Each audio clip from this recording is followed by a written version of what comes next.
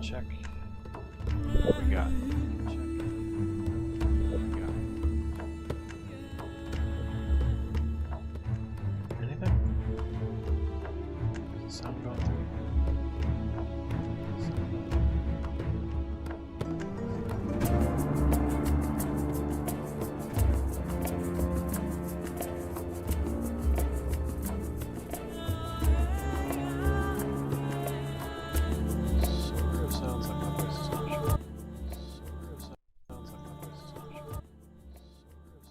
Testing. Testing. Oh, there we go. It was just so quiet because of... Alright, good. Oh, there we go. Mute myself. It was just so quiet because of... Alright, good. Oh, there we go.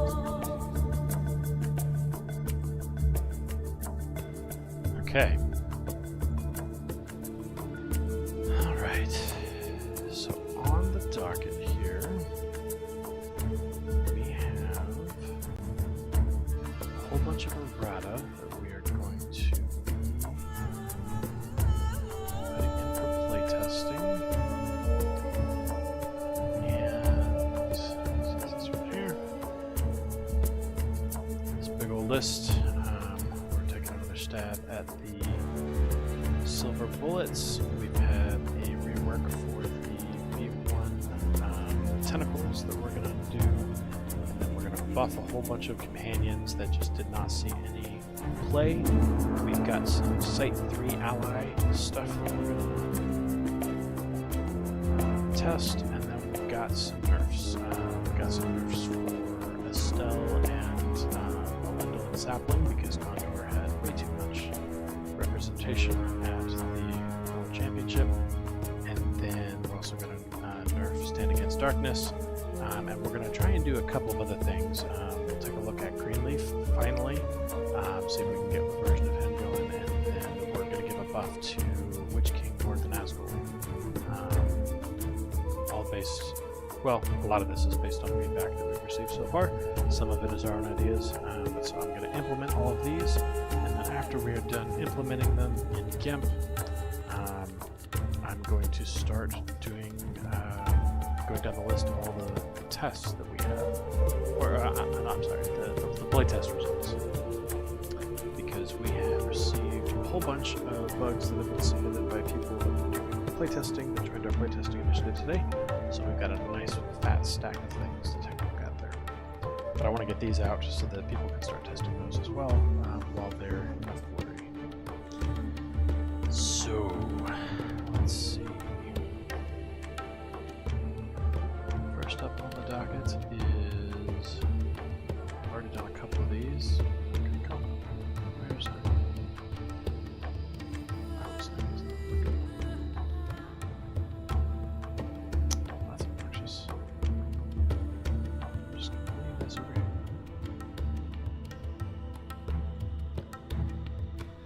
Okay, so for these silver bullets, most of them are reverts to the major overhaul and then just a slight alteration one way or another. So this one I've already gotten halfway through.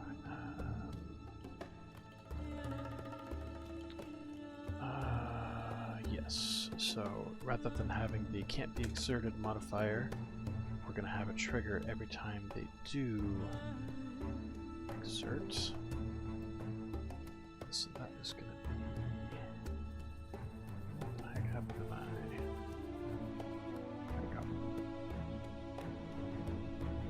So we're going to trigger... Just exert it.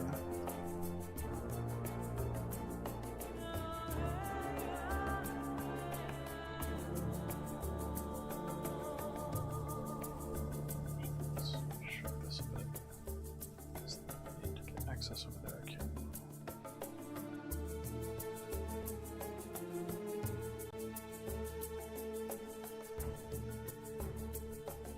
Alright, so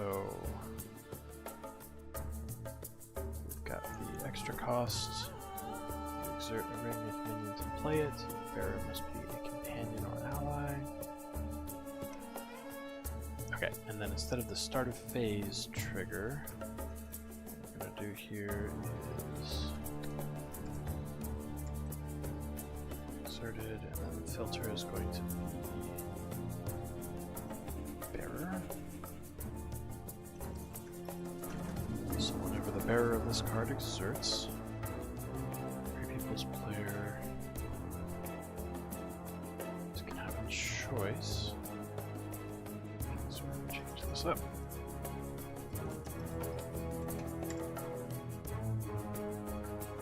Oh wait, no. This isn't actually a choice. They have to discard the card, and then if they don't have any... Okay, so if they have a card in hand, then they must discard it. So that's going to look like...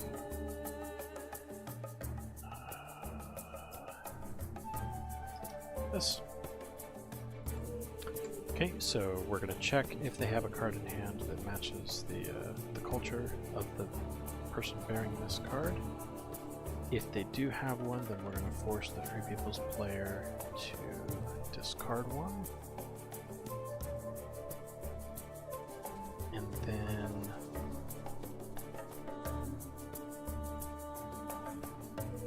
this is in fact forced. And then if they don't, then instead we're going to force them to reveal their hand.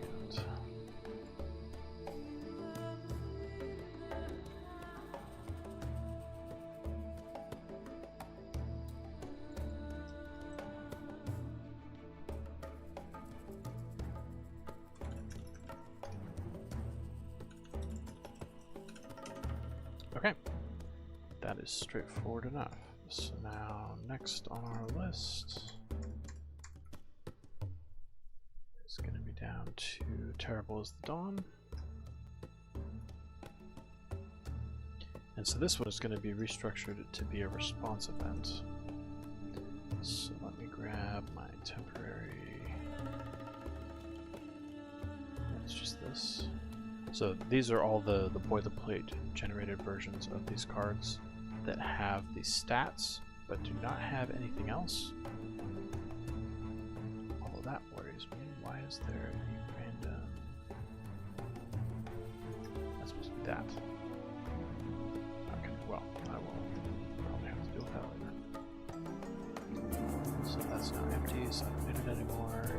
Now we're going to come on over to Sour Errata.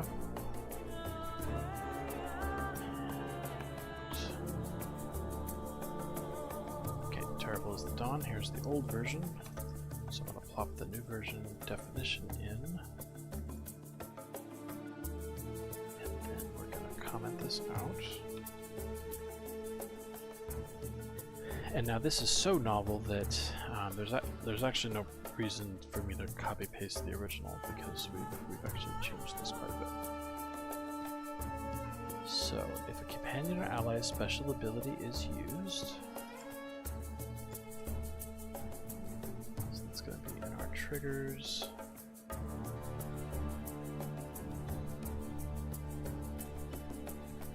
Use a special ability, I think. And then we can put a filter, so we're going to have a filter of for ally or companion.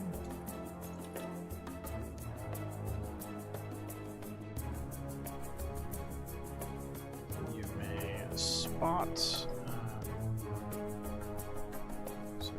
that is just this. Spot a Sauron card.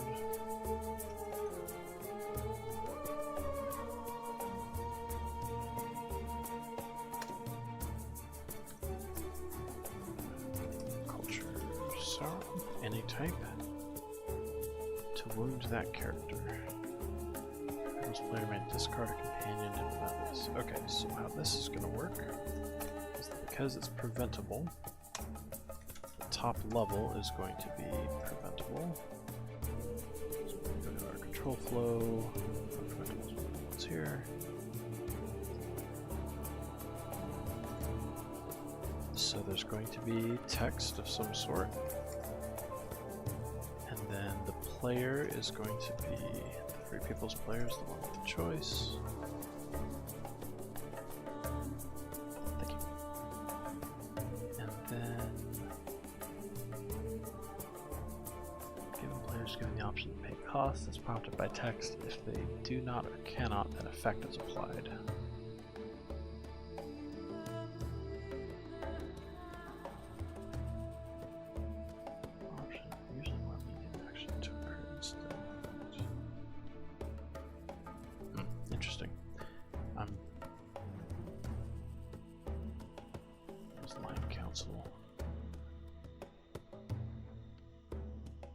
Oh, okay, alright, I got you.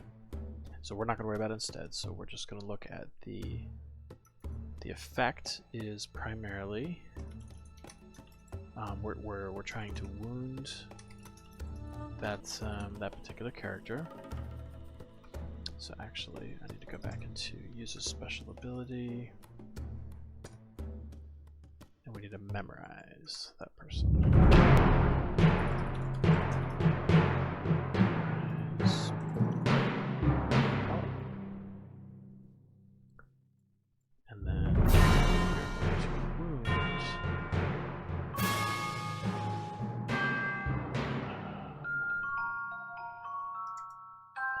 We're going to say select, so the person that we're selecting to wound is the one we memorized.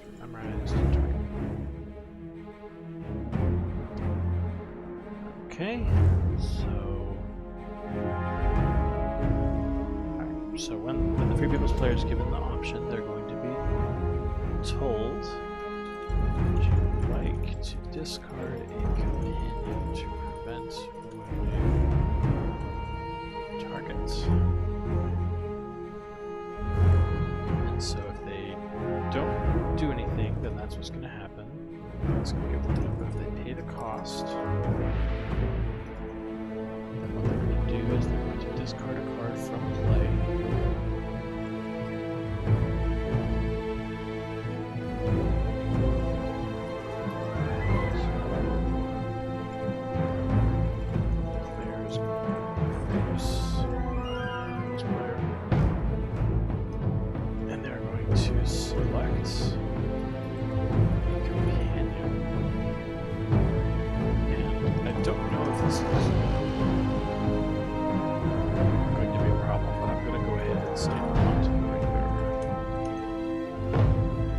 Not allowed to discard the ring bearer, but I don't know if this will allow you to select the ring bearer.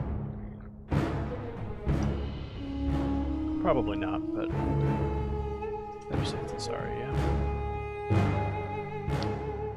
Okay, so that's it. That's it. Determines the dawn.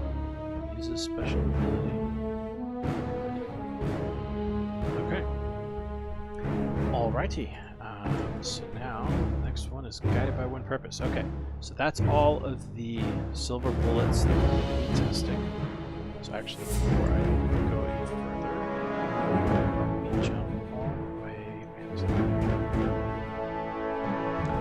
Let me jump down to here, and we are just going to do a brief.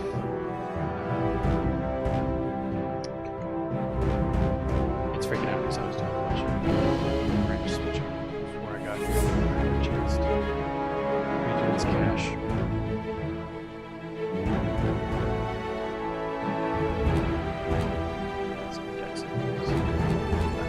So we're just going to run one of these unit tests, doesn't matter which one. And as part of that process, I'm loading all of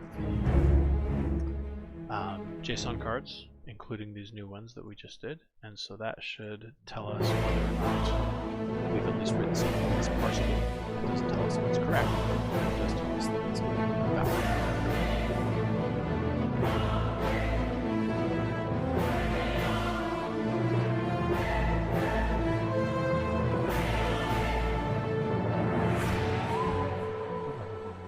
Oh, Solaris, you... Oh, the music is drowning me out. Oh, dang. Thank you very much. I'm going to turn that way down. Glad to see you join. Let's see. Can you protect me from yourself being reverted to the place on a companion when companion wins a skirmish against Isengard minion? Yeah, so I actually already did that one before the stream started. It's going to be reverted to this version, which I believe is unchanged from what it was before we undid our errata. So yeah, that's exactly the same. How's the music sounding now? I did have it on just a little bit for my purposes, but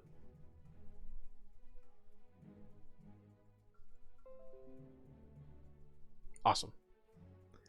Very good.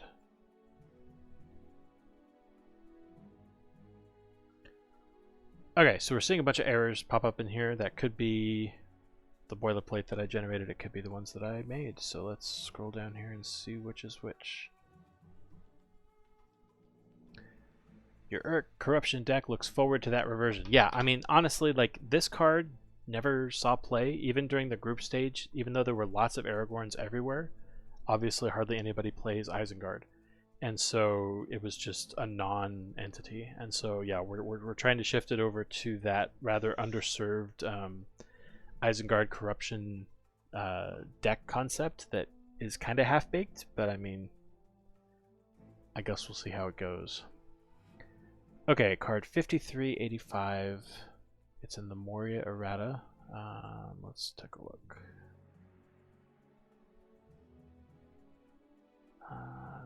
So that's got to be salt, yeah? No.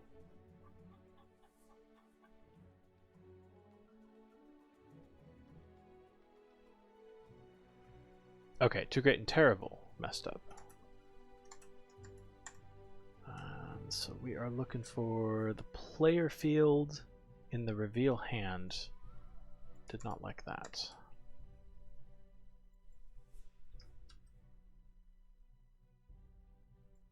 So why?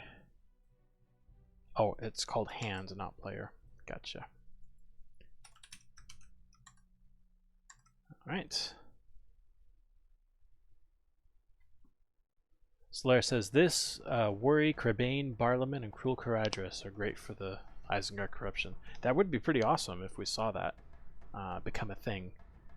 It's definitely one of those concepts that Decipher was clearly playing around with, but they never dedicated enough to, for it to work. So it just kind of fell off to the wayside. But yeah, it'll be interesting to see if this manages to make that work. Okay, 53-103 is now failing. It works sometimes. Well, I'd like to see it at some point. That would be interesting. So 103, unable to resolve card resolver type companion, not ring bearer. Oh, right, because this is a selector, so we have to say that the player chooses one of those. All right, that should be pretty straightforward.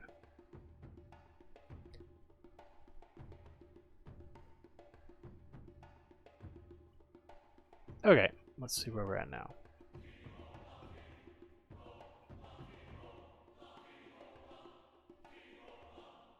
Okay, awesome. I think that's all of them. We're down to these send messages, which is send message is the default thing that's used by the boilerplate code. So, all right, I think now all of our silver bullets are coded up properly. So now, I'll turn that music back down a little bit.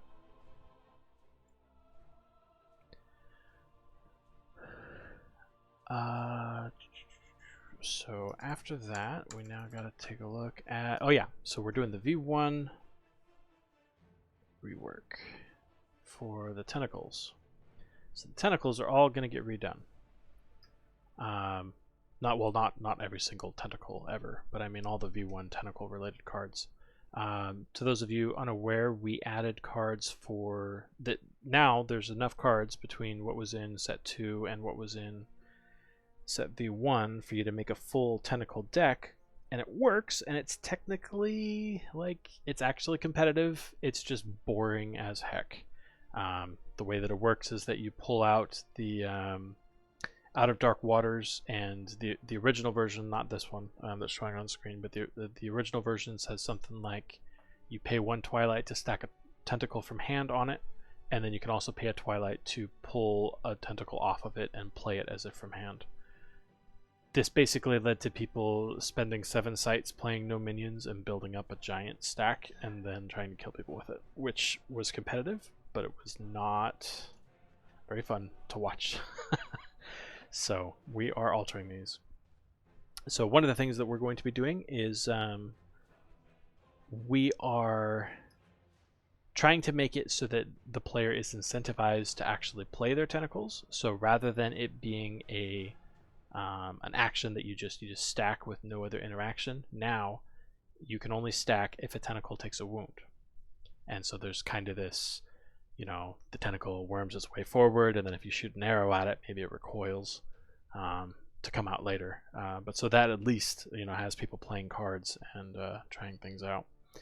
But let me come over to Guided by One Purpose. So one of the other things that we're going to be doing is we're going to be introducing 2 more cards that don't actually exist yet. Down here, this Cyrnon Dam and this Writhing Tentacle. Because we're really going to try and make this work. I'm streaming. Yeah, what's up? Okay. Okay, I will try to remember. So anyway, one of the things that we're going to be doing is that Cyrnon Dam, it says rivers and sites with no other terrain keywords gain marsh. So this gives you a third way to gain marsh. Companions are defender +1, but then it also gives you this ability: skirmish, remove 2 burdens to have Watcher in the water, replace a tentacle, skirmishing an unbound companion. And so now the idea becomes you want to build up a certain amount of burdens and then have Watcher in the water and as many skirmishes as you possibly can, because that's actually one of the major weaknesses too of the tentacle archetype, is that people would play the tentacles but they wouldn't actually play the Watcher, which is kind of sucks. So we want to make the Watcher central to this concept. And so Guided by One Purpose is going to be one of the ways that this is performed by. We'll be adding in a little bit of a burden strategy here. So let me see here. So V1 Moria, Guided by One Purpose. We're going to grab this, copy it out, and we're going to go paste it into the actual V1 Moria section.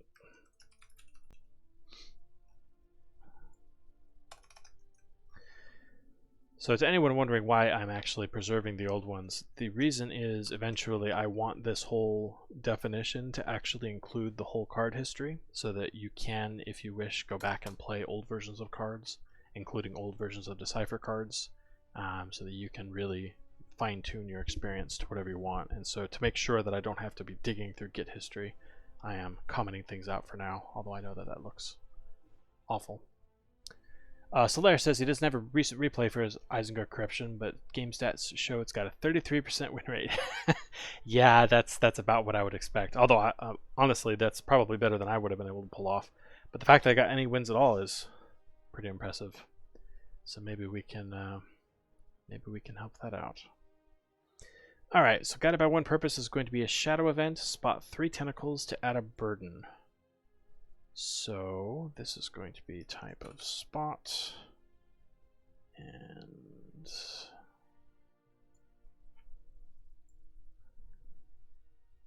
that's going to be a filter. Yeah, filter for this one. Filter tentacle and count of 3. And then there's going to be 2 effects. The first effect is simply going to be adding a burden.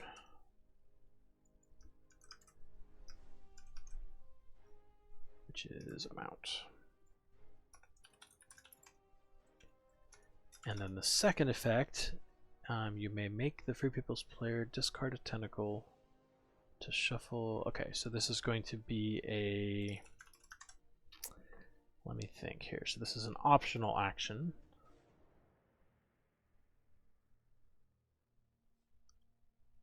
Yeah, I think that's it. I think it's just an optional top level action.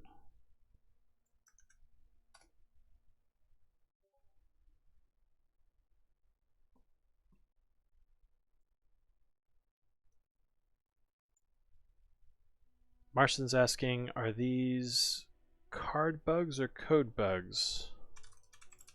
Little of column A, little of column B.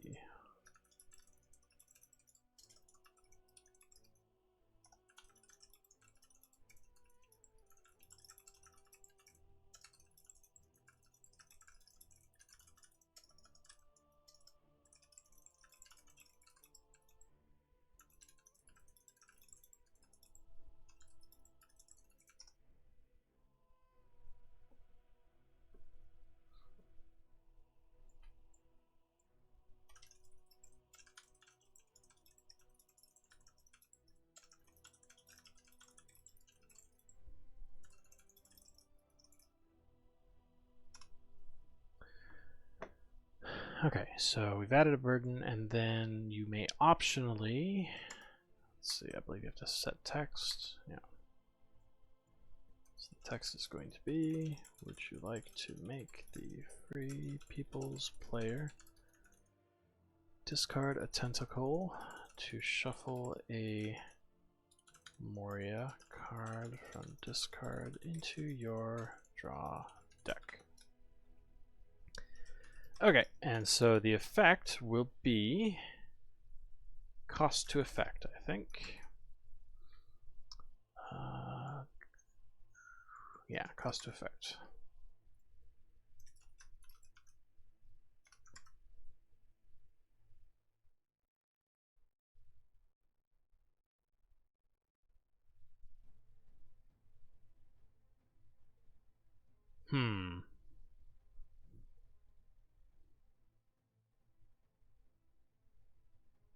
Cost to effect does not specify a player.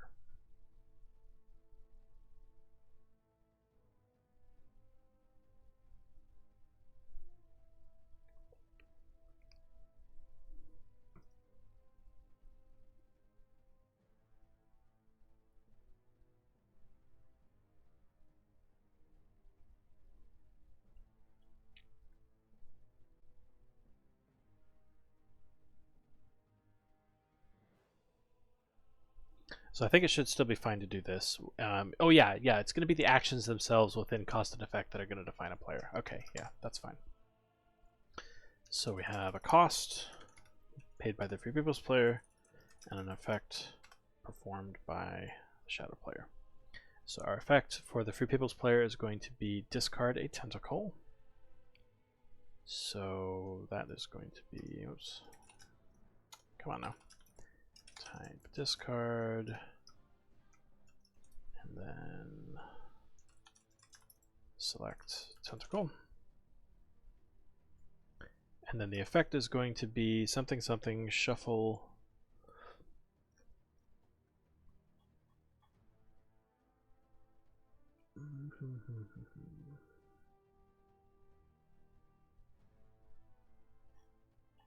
okay, it might be under put.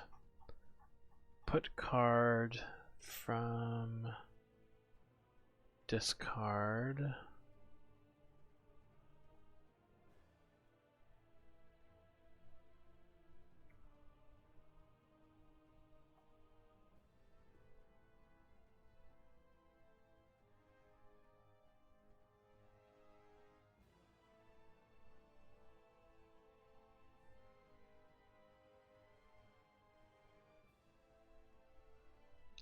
So really what it is that we are trying to put... I mean, I might have to do a manual shuffle after this, but I'm pretty sure that there's a ready-made item in here that will talk about putting stuff from... Oh, there we go. Shuffle cards from discard into draw deck. There we go.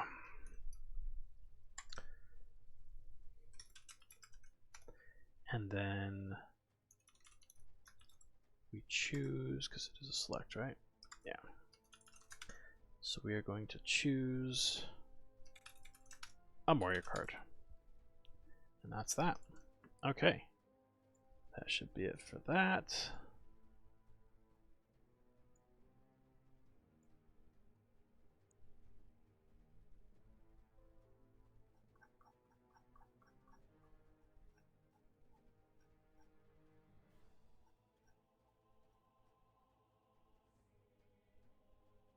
Okay. All right.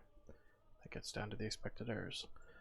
All right, so that's guided by one purpose. So now we're going to move on to Thrashing Tentacle. So let's grab us the new version.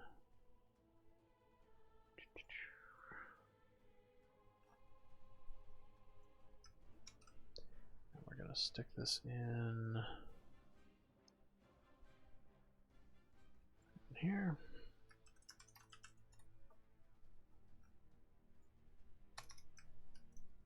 So this guy was super boring before. Absolutely brain dead. His game text was, besides the regular tentacle stuff, if you could spot 3 creatures in play, then you could play it from your discard pile, which was just absolutely brain dead. Of course you included it, and of course you activated it when you could, and otherwise you ignored it. Like there was just no... Absolutely a bit of a stinker. Speaking of recent replays, is there scope to expand it from the last 20 games? So actually, yeah, there's quite a few improvements that we could do to the replay system. Let me just hop on the Gemp real quick.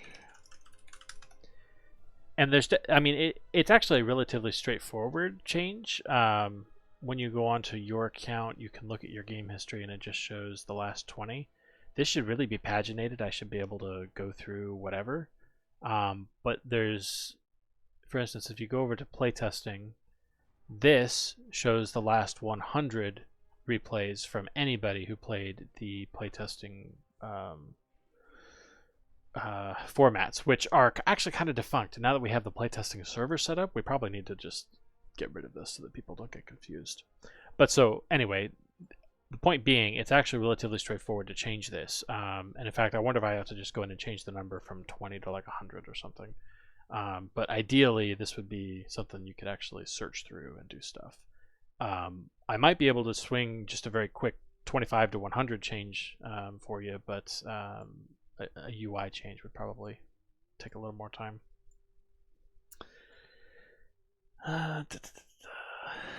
Thrashing Tentacle. So this guy has been changed. So we talked about how the Ceradon Dam is going to be letting you use burdens.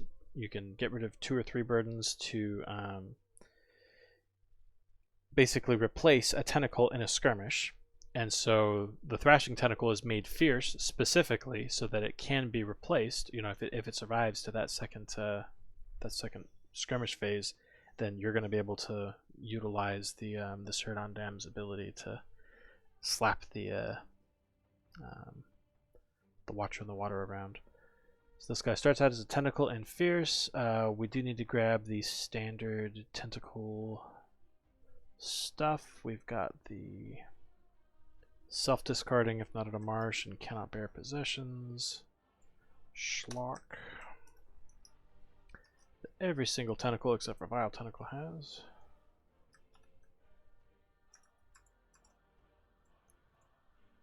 Okay, so that's there. And so then you get the other part that ties into the new Cyrano Dam ability. Each time a minion loses a skirmish, add a burden or 2 burdens if you cannot spot a burden, which is kind of like the Easterling clause, right? So we're going to have a trigger here.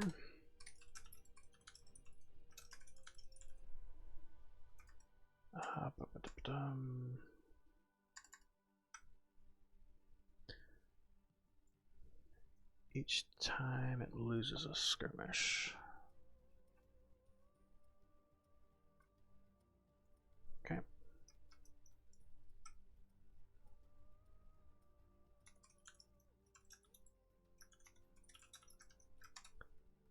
Loses if itself did.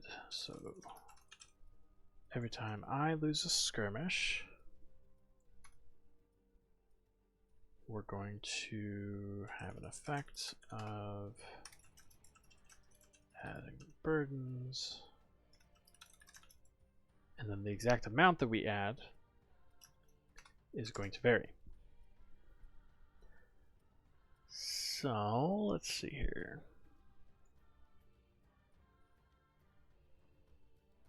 So we're going to have a conditional number of burdens that is added.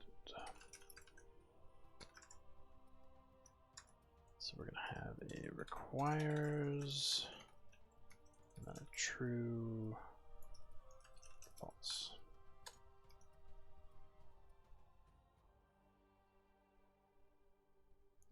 So if you cannot spot a burden,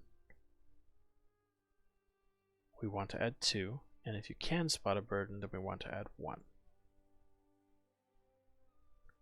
So I believe can't spot is one of the requirement types.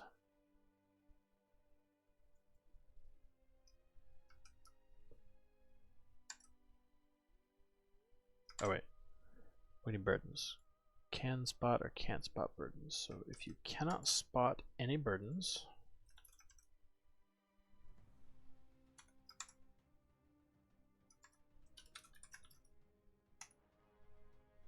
then we're going to add 2. Otherwise, we're going to add 1. All right, that's fairly straightforward.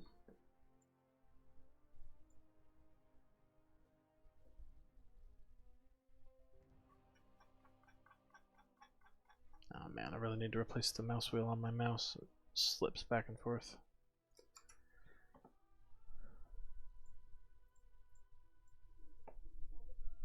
Hey kiddo, what's up? Either I have to get 6,000 in monkey money in game or pay $6.99 for it. Wow, that sounds like something you need to save up for then. Well, I want to pay real life money. Do you have real life money? Yeah. As a big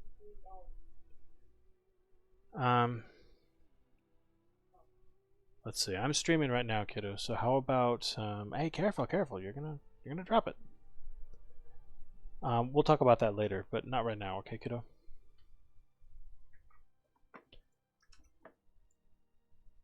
Kiddo learning the joys of microtransactions.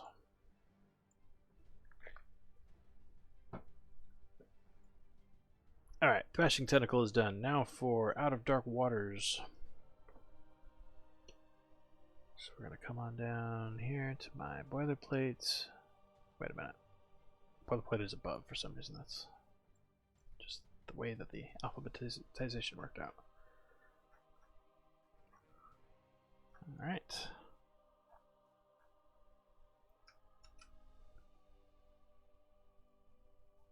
So Out of Dark Waters is right here. And this is going to be largely the same. So let's just go ahead and copy paste this whole section. A lot of the individual details are going to differ, but let's go through them one at a time.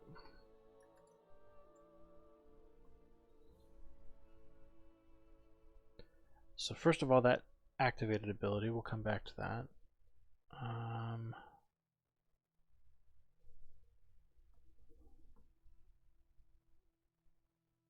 Solaire says, I like that version better. The previous version where you stacked from hand wasn't fun to play against.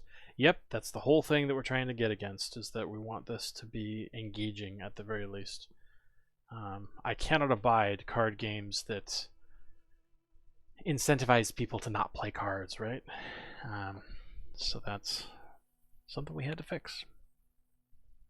Now, we did nerf the response, so that now instead of just one tentacle, you have to discard 2 tentacles off of it for the self-defense clause, but I think that's should be fine. We are removing the cost here to play, so I think that that's a worthwhile swap. All right. So let's see here. We've got an activated ability.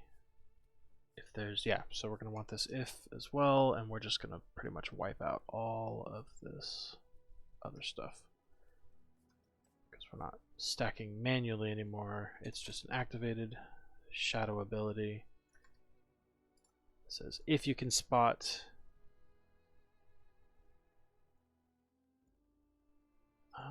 has stacked tentacle, then you may play a tentacle that you choose that's stacked on self. Okay, so now we need to add a new trigger for when cards get added to this. So that trigger is going to be whenever a tentacle takes a wound.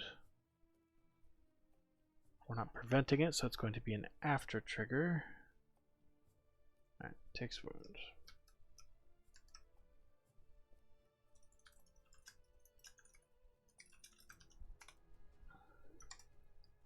And the filter is going to be tentacle. And there's no cost, you can just stack it here if you want. So another thing is that this is going to be optional. You do not have to activate it if you don't want to. So you can absorb archery fire, you know, for a couple shots, and then on the very last shot, let it get stacked. But the effect is going to be stacking. So I am just going to cheat a little bit. I'm going to jump over to Goblin Swarms. Oops, that's the errata. I want the full Mori experience here.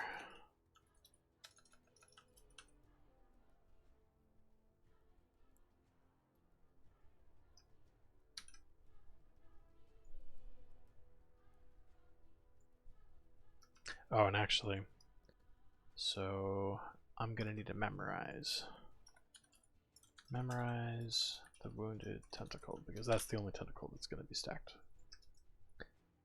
And so then we will stack, yeah, not choose, we want memory, wounded tentacle. Okay, so when a tentacle takes a wound, we memorize it and call it with the wounded tentacle, and then if the optional trigger is activated by the player, then we stack that memorized tentacle. Alright, I think that's that for there. Just do a quick sanity check.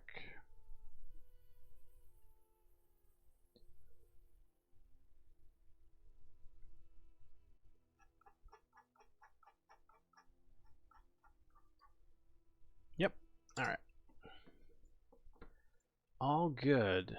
Okay, so now I'm actually going to speed through here a minute. I want to get, yeah, these two coded up as well. So Ceranon Dam and Writhing Tentacle. So these are the 2 new cards that we're going to add to V1. They're just, you know, even though it's going to be changing the definition of the set, whatever. I'm okay with that. We'll just slap a couple new cards on here. All right.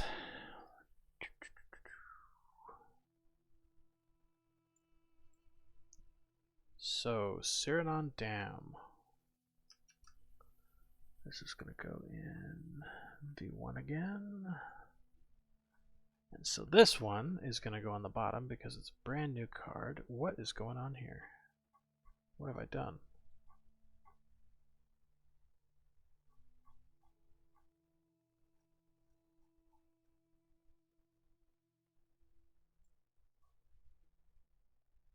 What have I done?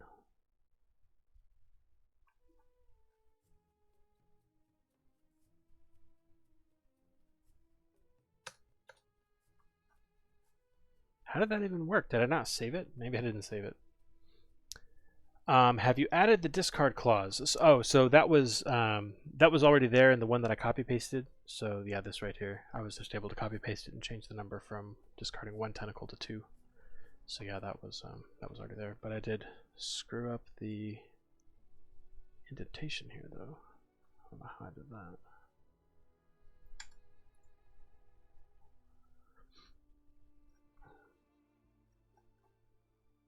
Okay, so that's making me think that I need to rerun that check because I think I forgot to save it before I ran it.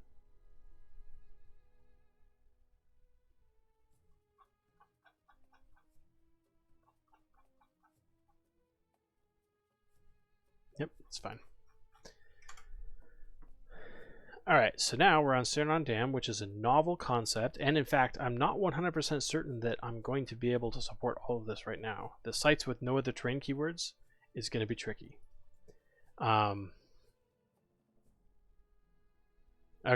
well, let's go ahead and see what we can do. So we're going to be adding a keyword. So this is going to be a modifier because it's just going to be a perpetual bit of game text that is always active so long as Cyrano Dam is active.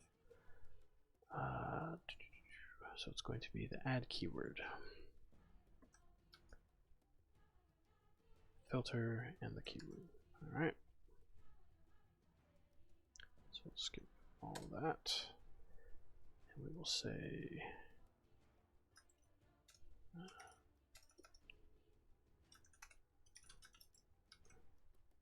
or wait a minute. No, that's a modifier. Hang on. I need the top level. Where's my... there we go. This is what I need. Alright, so that's straightforward enough. I just need to say modifier. It's always active, and then the modifier itself, that's where we have the add keyword. Okay, and so add keyword is going to add the marsh keyword. And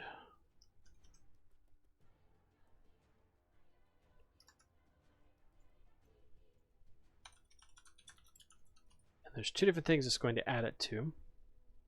It's going to add it to rivers, which is straightforward enough.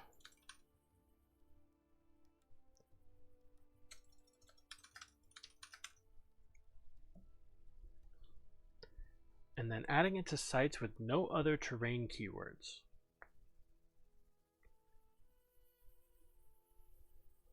So my programmer brain says that there's two ways of doing this. I can go into the where filters get defined, and I could add something for detecting terrain keywords and then have an inversion so that, you know, it does not have terrain keyword.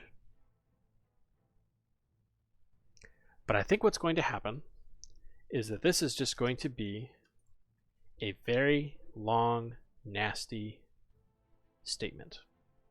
So let's buckle in. So it's either got to be a river or it's got to have two things. It's got to be a site, and it has to not have any of the terrain keywords.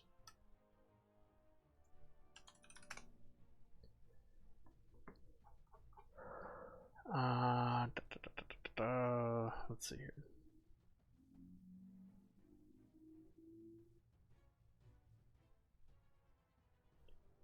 Battleground, dwelling, forest, marsh, mountain, plains, river, underground.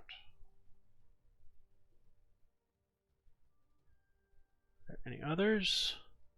All the rest of those look like they're on other things. I think that's it.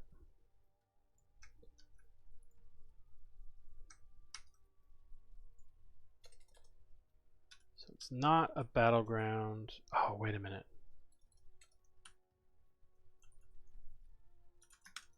Not a battleground or a dwelling, or a forest, or well, we'll ignore marsh, that's fine, or a mountain,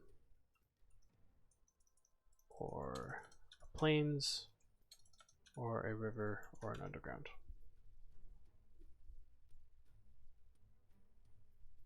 That's a bit nasty looking. So we're targeting sites that are actually, hang on. No, I think that's properly formulated, yeah. Rivers or sites that are not battleground, dwelling, forest. Okay, all right. Okay, hopefully that will work. Companions are Defender +1. And so this is intended to help differentiate Tentacle Swarm from Moria Goblin Swarm. Moria Goblin Swarm just wants to add 10 or 15 goblins and then pile up all the excess ones on Frodo. And while we could just duplicate that, one of the things that we're going to do is by making this Defender +1, it's just going to make it play differently. One of the things that Watcher on the Water does by default is that when it's out, all tentacles are damage +1. So tentacles kind of want to be spread out a little bit because they have actual kill potential. They could wipe people off of the face of the planet. And so by giving the Free People's player Defender +1 on every single character, they're going to be tempted to spread those tentacles out so that they're not all on Frodo. And so that's going to result in situations, I think, where people can really get pummeled. It's going to be different, which is the whole point. It's going to be different from how you manage a goblin swarm. So this modifier is also going to be add keyword, and the keyword we are adding is defender, and the filter is companion. All companions are gaining damage or defender +1. And now, finally, we have that ability, which is going to be an activated ability.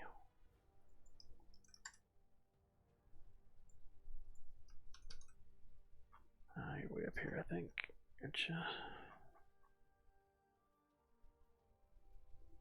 Alright, so the phase you activated in is Skirmish.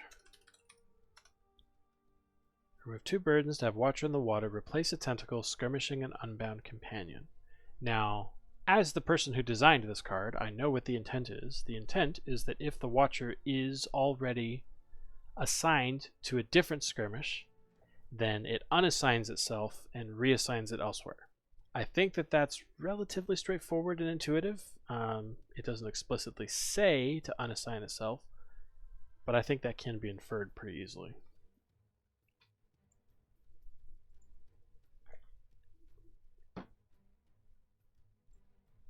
Alright, let's see here. So there's going to be a cost. Yeah. And that cost is going to be remove 2 burdens.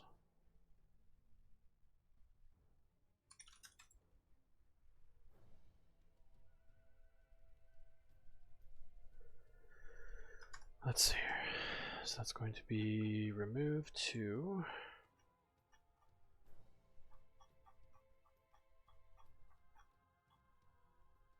Bum, bum, bum, bum, bum, bum, bum, bum, bum.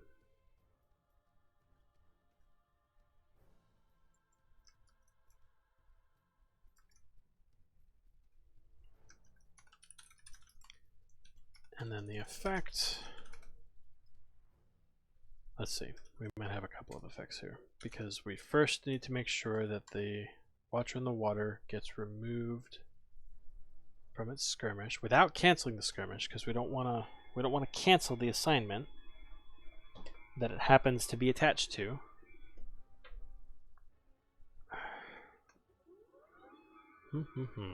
Let's think about this. What cards exist that do anything like this? I know that there was an orc, a Sauron orc, that was recently a problem let's see here. So it was a Sauron orc.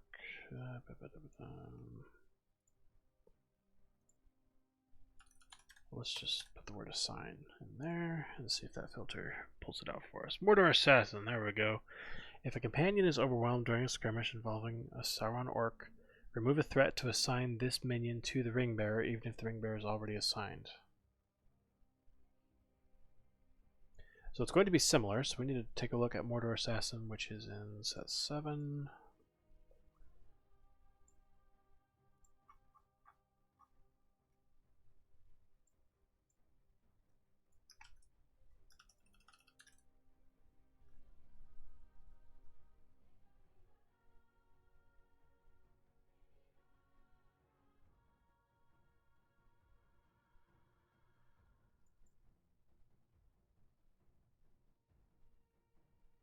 Interesting.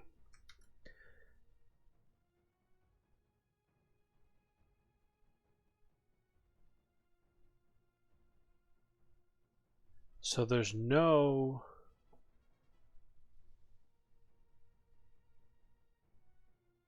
explicit action here unassigning the assassin.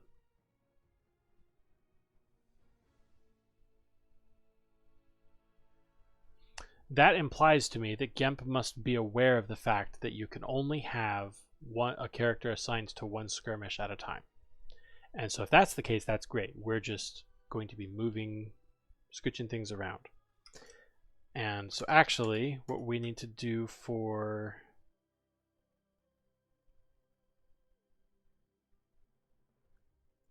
we want to replace in a skirmish, which I know is an action that already exists. Yeah, so let's look at counts but one. That's set 8. Dwarven card. So replace in skirmish. Alright, let's give that a shot.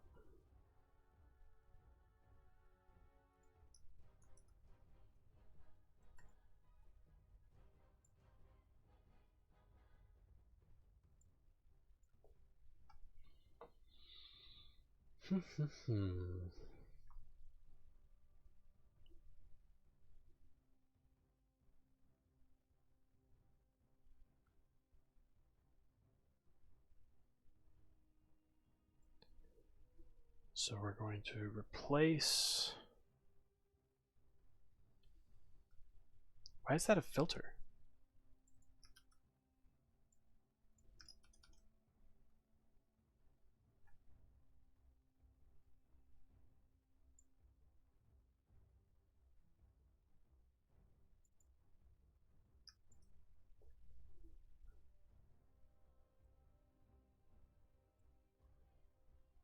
God damn it.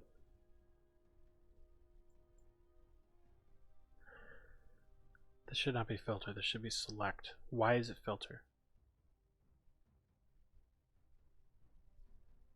If it's going through the resolve card, it needs to be select.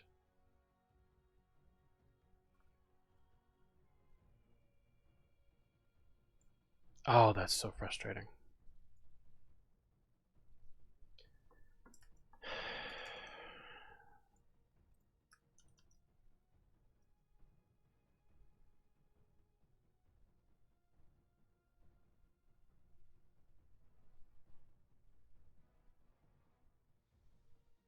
Wait a minute. If a currently skirmishing player matches filter...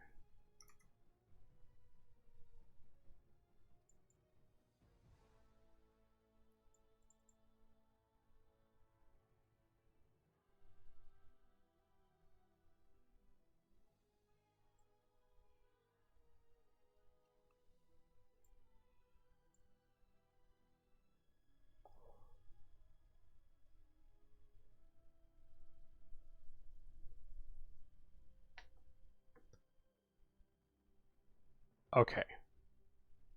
So here's the problem. So this was built, obviously, from a Free People's perspective.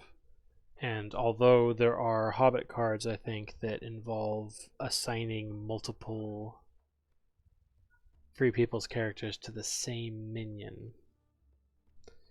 The system is more or less asymmetric, where it expects there to be one free people's character and multiple minions. And we're going to have the opposite. We're going to have multiple tentacles on a person, and we need to be able to select one of them.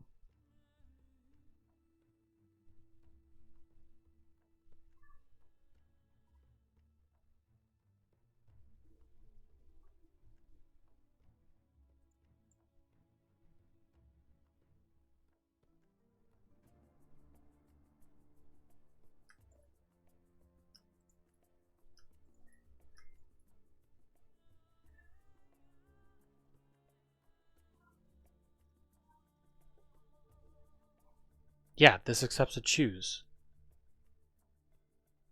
Yeah, that's not a filter, that's a select. That's entirely incorrect.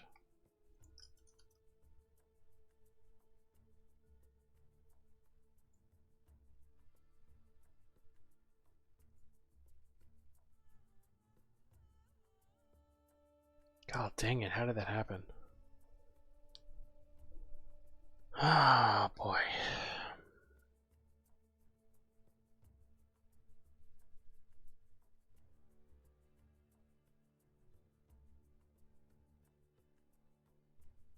Okay, so here's what we're going to do. Go away, I don't need you. We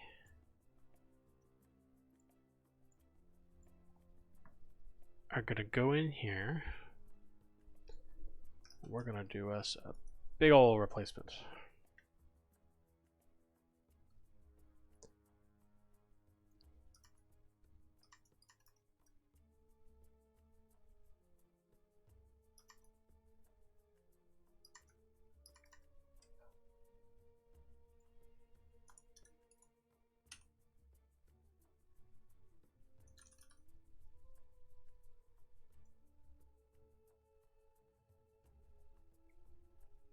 What?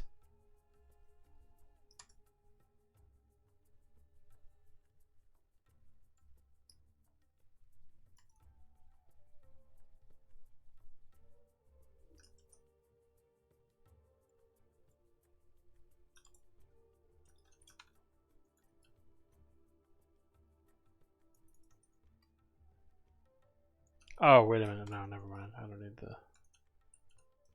I did a single white space and not... There we go.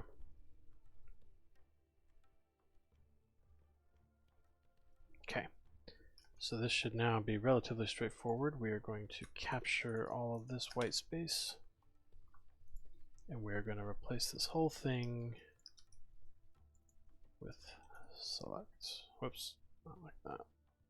Like that.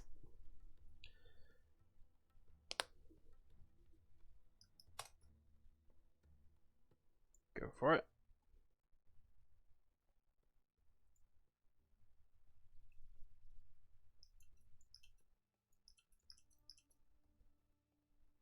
How obnoxious that it opens them up like this. Just do it. And then just to double check myself, I'll hop over here into my GIF thing, or GIT thing. And yeah, it looks like all of these changes have no side effects. Perfect.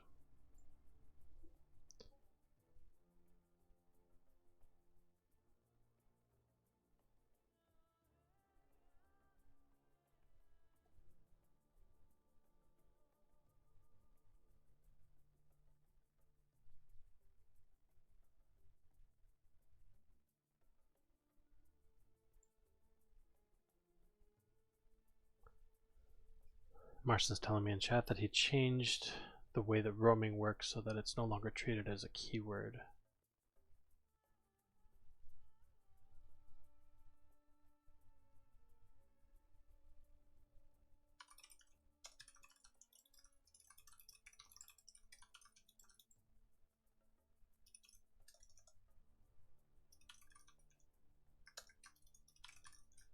And I think it's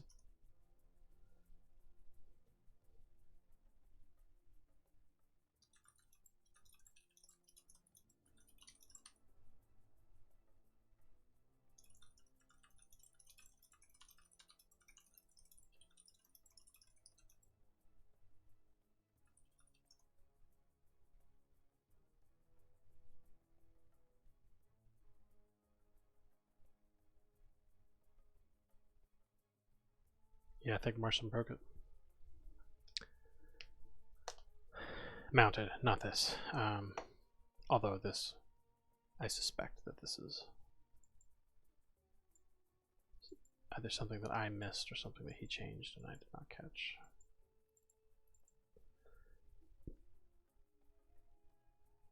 There's also something, yeah, set 40 has some stuff.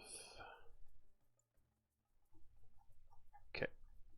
So now we're going to go in and change the actual code so that it expects the word select instead of the word filter.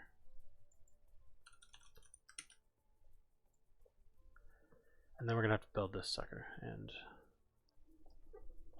well, I mean, that's not that big a deal, but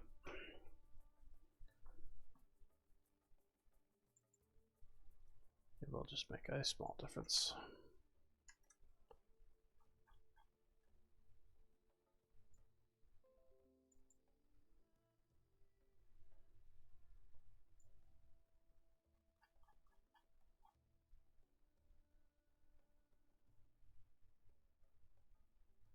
Uh-oh, unable to load card. Okay, let's rebuild you, please. I think that you are not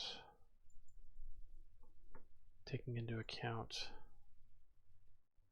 Oh, whoops. I changed what was in the validation and did not actually change what was in the gosh darn it. Forgot to change it all the way through. But then once it's down here in this variable, that should be enough.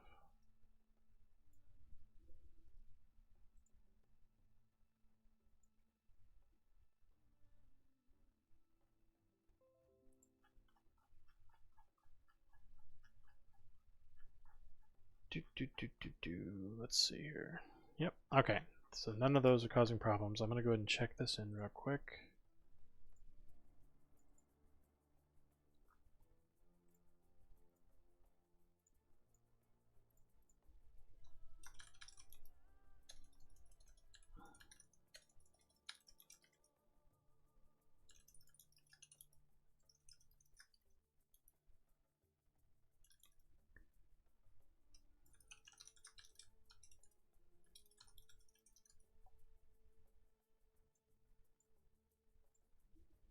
Then let's go ahead and hop over and make sure that this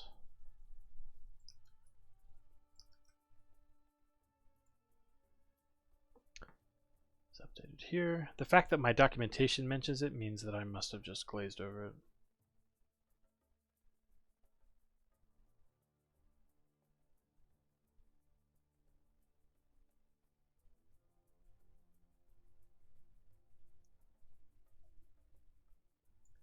Okay, so Marston's saying there was a card that copied or removed all keywords, and it probably should not copy or remove mounted or roaming.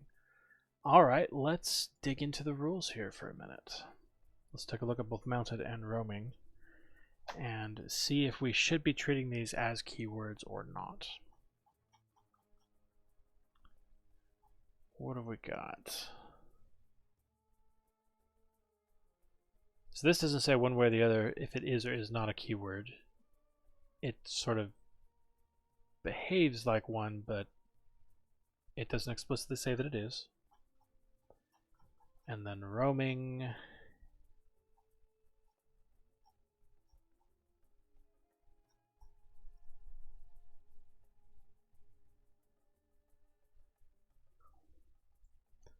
You know what? I think he's got a point.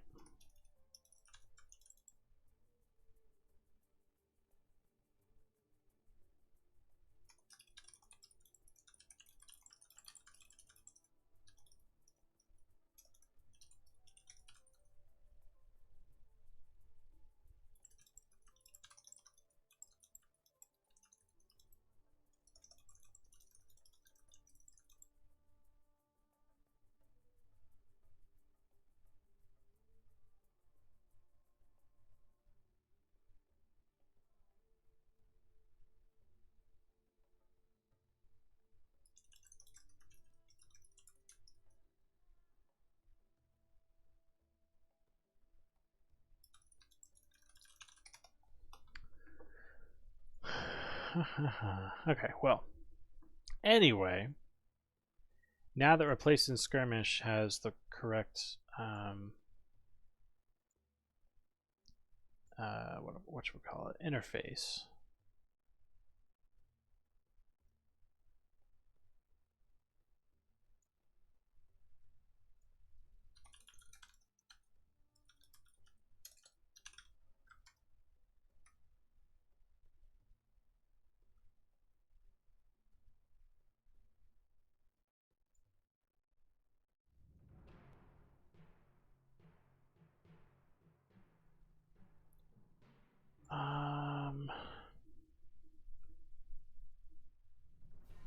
Hmm.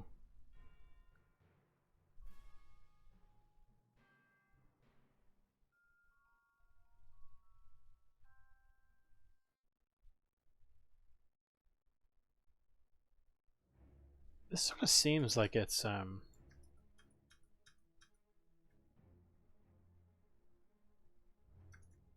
got some hidden assumptions, right? The filter itself is not filtering for currently skirmishing characters. So you're just choosing a character.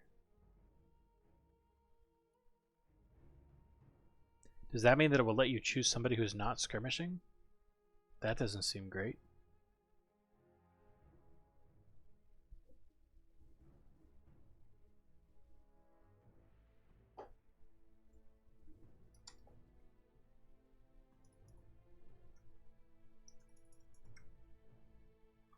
Um,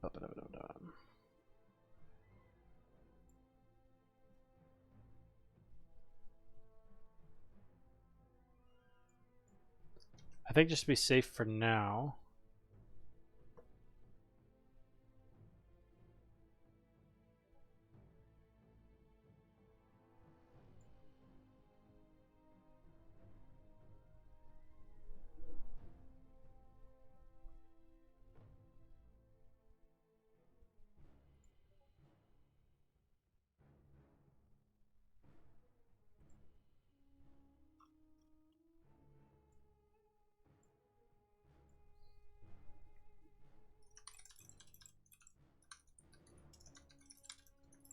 So Tristaloon asks, I listed all the bugs from a game in the same report. Should I open a feedback form for each bug separately? And I'm telling him, what you've done is perfectly fine. I will chop it up into individual issues. So actually, let me go take a look at that right now. I don't want this backlog to get too enormous because there have been a lot of people hopping on and helping.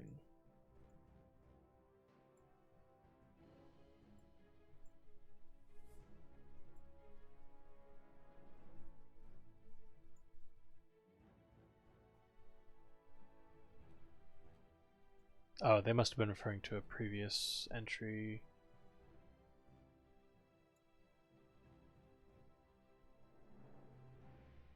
Yeah, I'm not seeing any new bugs in here. Okay. Let's see. I keep getting sidetracked here. Replacing skirmish. We want to...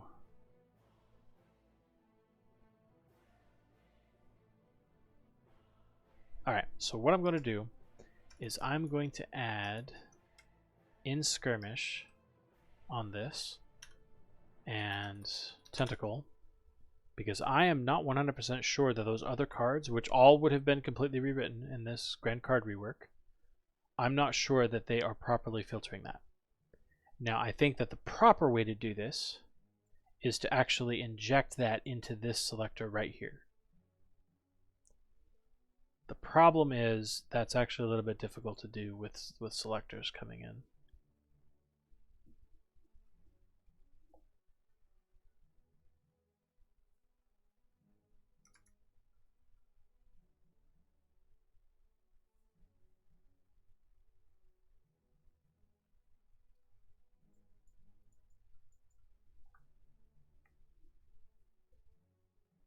Ugh.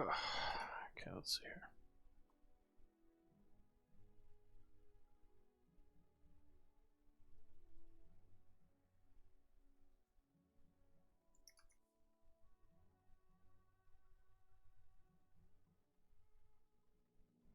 Oh no.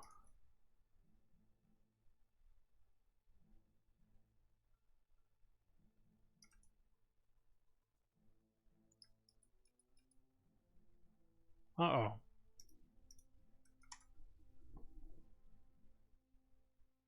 Okay, this resolve.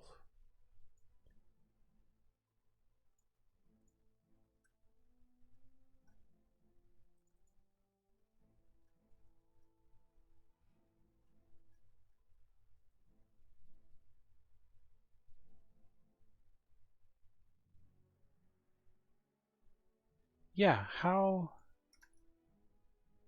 is it evaluating properly for these other cards?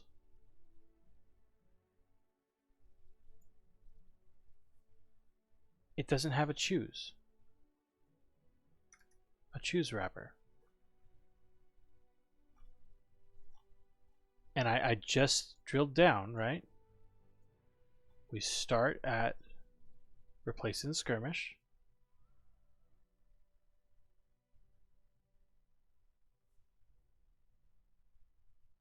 Oh, this is with.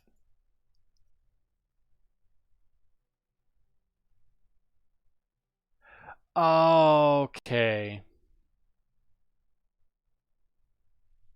That's what, okay, that threw me off. With is a selector. You first select who it is that is going to be performing the replacement, in this case, Watcher in the Water, which is going to be handled automatically by Gemp because there's not going to be 2 copies of Watcher in the Water out.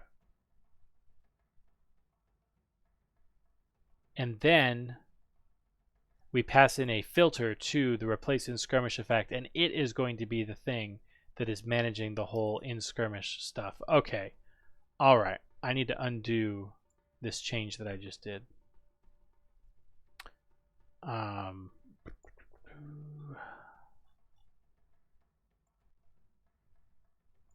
to be right here.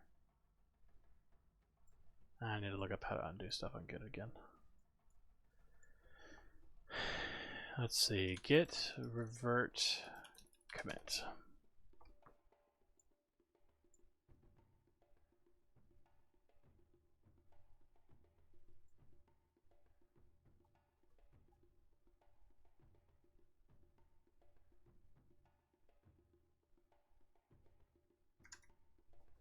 So there's a git revert command which tells me that fork here probably has something.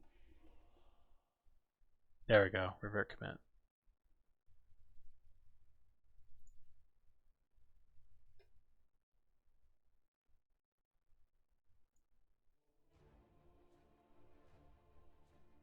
Okay. Alright, so now my mistake is there, but you know, that was a 1-button press, so I'm okay with this. So now, yeah, that's been stuck back to filter. This is now filter. This needs to be filter. And we are just doing a tentacle. And we are, the thing that we are actually choosing is Watcher in the Water from the perspective of this. Okay, that was way too much of a deep dive. But I don't even think it was necessary. I think that all of this is just set up to work. It's unfortunately not as consistent, self-consistent with some of the other naming conventions and whatever, but whatever.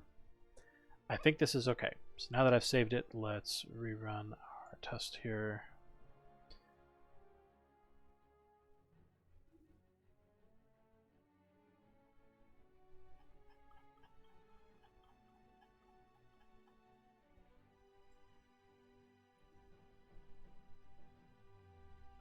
$51.50. There we go.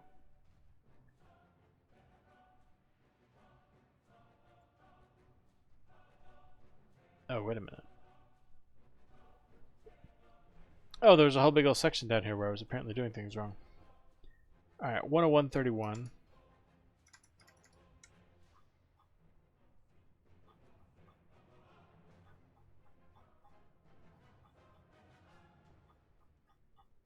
Looks like that is going to be Thrashing Tentacle? No? Got it by one purpose. Aha.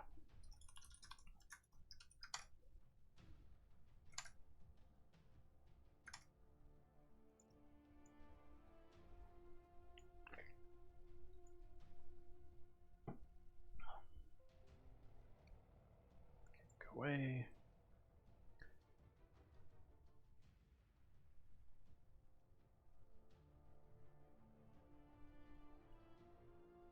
Okay, alright. I think that's good. Ceranon Dam is now ready to go. Now for Writhing Tentacle. So we're going to go right back into here, and I believe this is going to be the last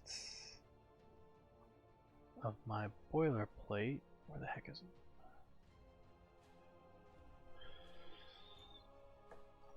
Yeah, so that's the last of these. So we'll go ahead and delete that.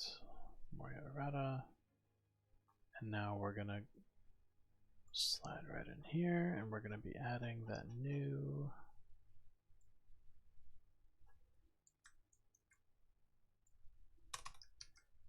card, Writhing Tentacle.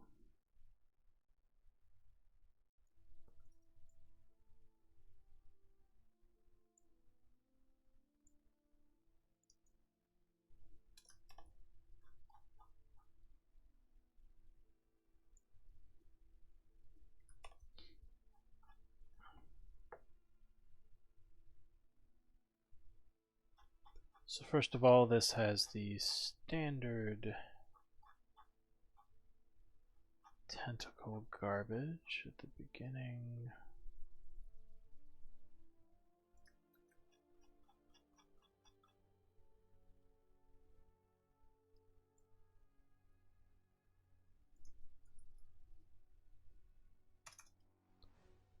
Okay, and then we have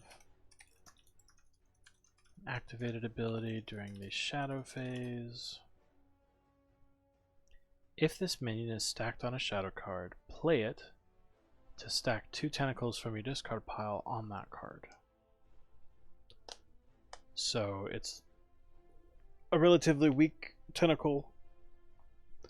It's only got 1 vitality. Most of them have 2 or 3. But it is intended to be the one that you are bouncing back and forth, and you are using it to help recycle other tentacles out. Alright, so this is going to have a requirement that it is currently stacked. Oops. I just want to double check the triggers. So we've got requires cost effect. Okay. So that's straightforward enough. There's no real cost. Well, kind of. I mean, you're playing it. Yeah, that'll go into cost actually.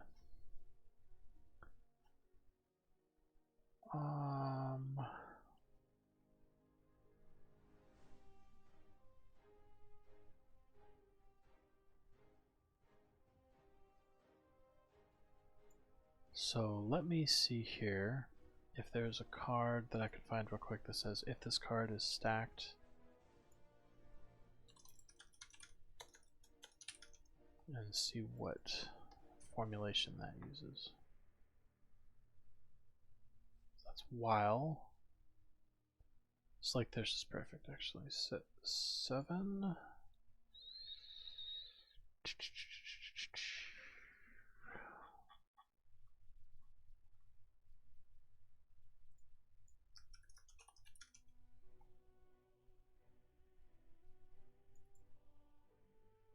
Oh, activated from stacked.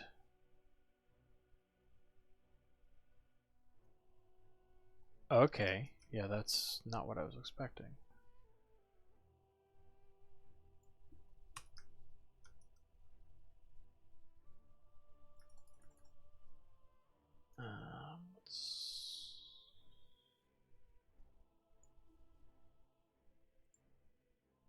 Oh, this is all whack. Stupid tab spaces. That'll be one of the things that I do once we're ready for this to hit prime time. I am just gonna do a freaking global spaces to tabs thing and just nuke it all. I get tired of this.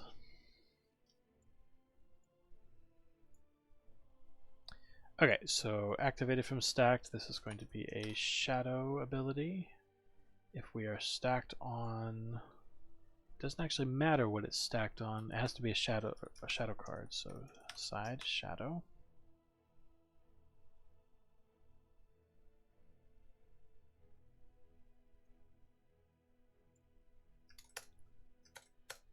And then rather than discarding stacked cards, we are going to play from stacked, which I think is a thing.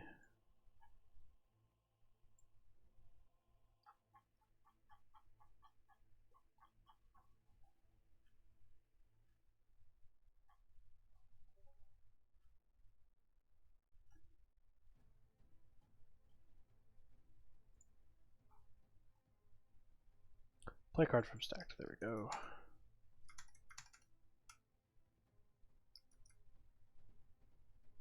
We're going to select self. Yeah, is there anything else? Oh, discount. Oh, whoops, wrong thing. Select on discount over Twilight, soon playable. Yeah. And then the effect is to stack a couple of cards from discard. Stack cards from discard. Select where count. Alright.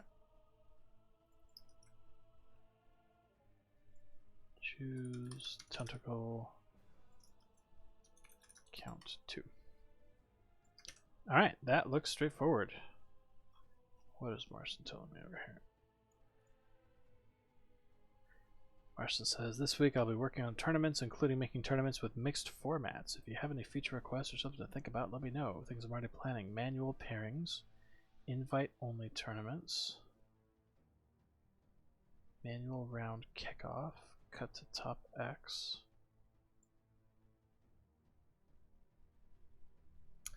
Oh, well, I should think about that. Tournaments are something that I have spent a lot of time managing.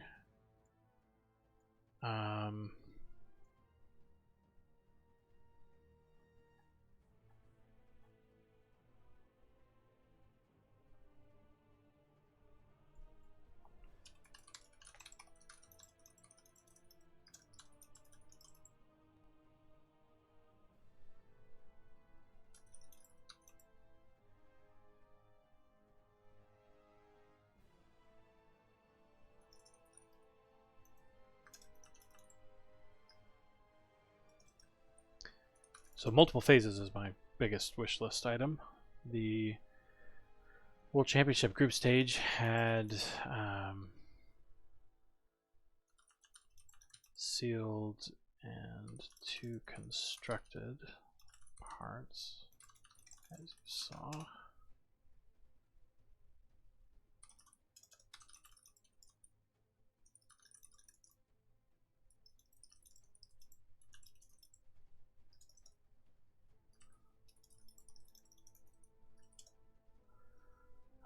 Let's see, what else?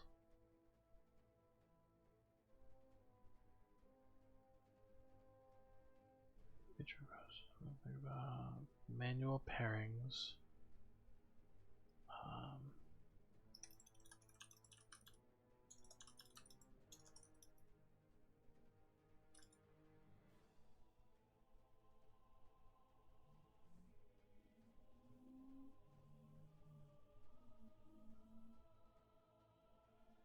Yeah, and that's effectively what we do here when we manually add the tables.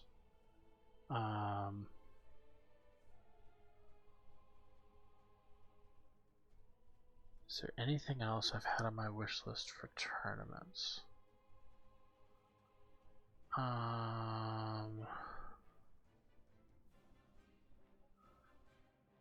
Yeah, so it says, yeah, the multiple phases will be covered. Invite only.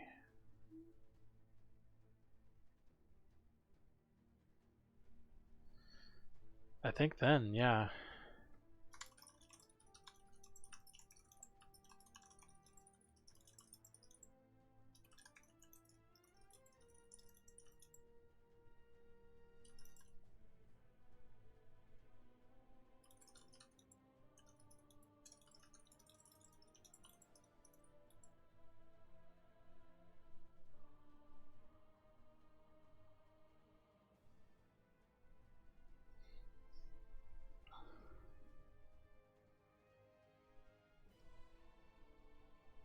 got all the output we need, I think.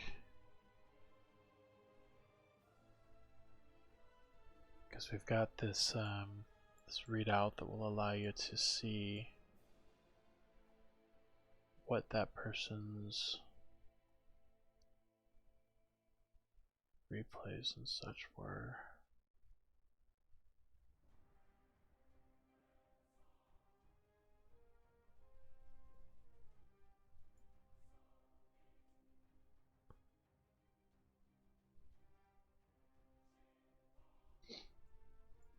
Oh, only thing I can think of is a manual game result override. Either a do-over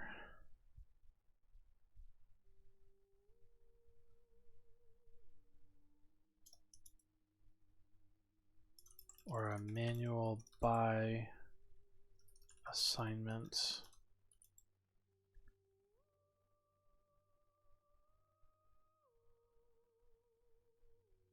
or otherwise a manual adjustment to a prior result.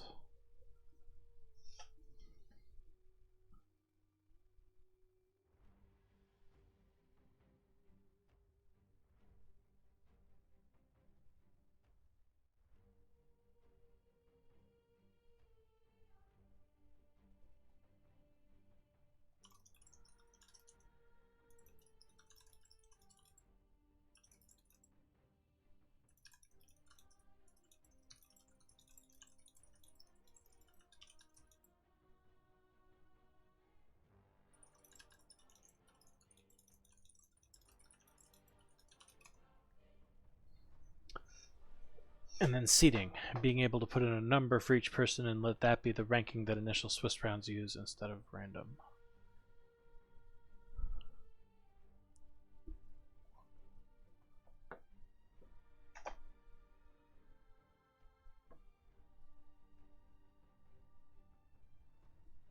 Yeah, I'm glad he's working on that. I have stumbled my way through improving the tournament system, but because it deals with threading, and I'm okay with threading with C#, but I have not done the work to figure out Java's particular stuff, and so I keep bumping up against issues where I'm causing the server to crash in a very frustrating manner, right?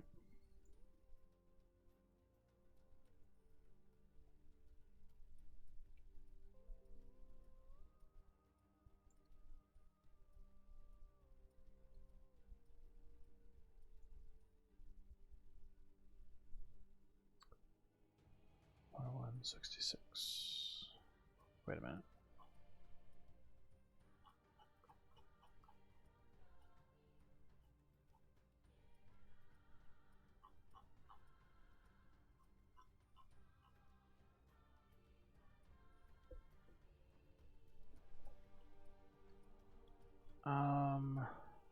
Okay, I'm not seeing any. I did see some sort of message, but I think that was for.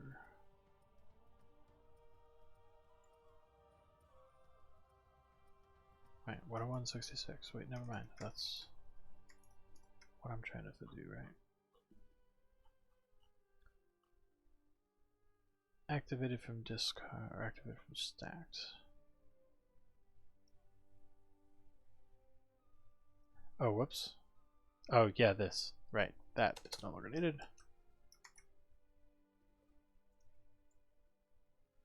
Because we discovered that there was an activated from stacked.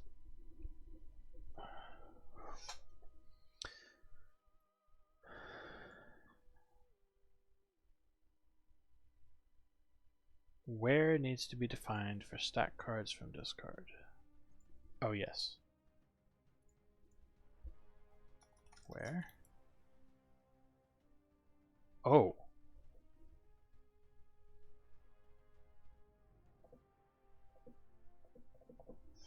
So actually there's two costs here. First cost is the play card from stacked, but then we also need to memorize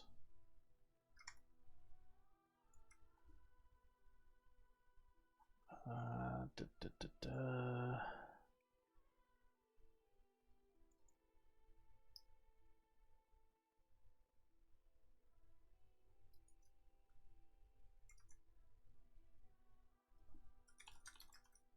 And actually, we want to do the memorization before we play it. Oh, I'm streaming. What's up?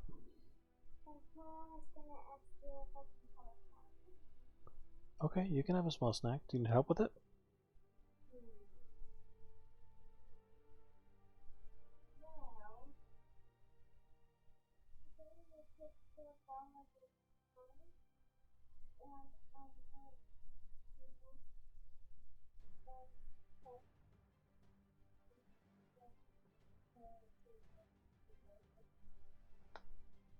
Do you think you can get those?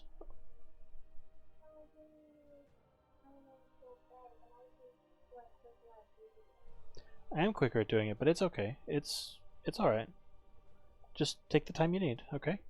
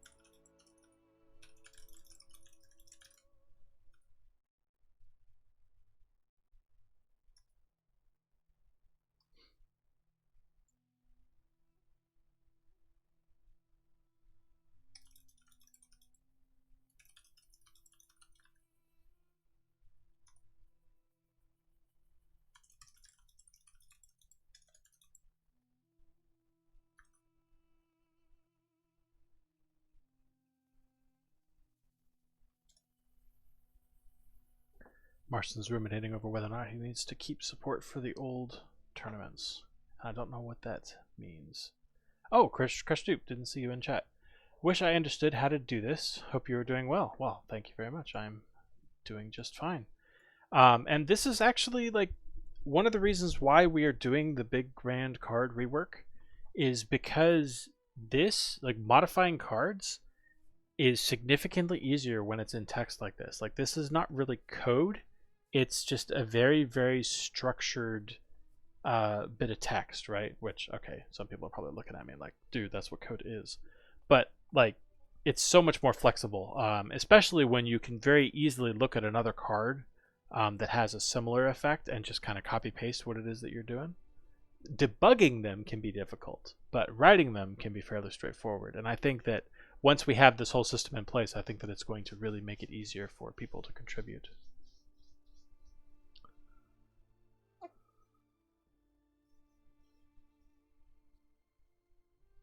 Constructed and sealed tournaments. What does he mean by that?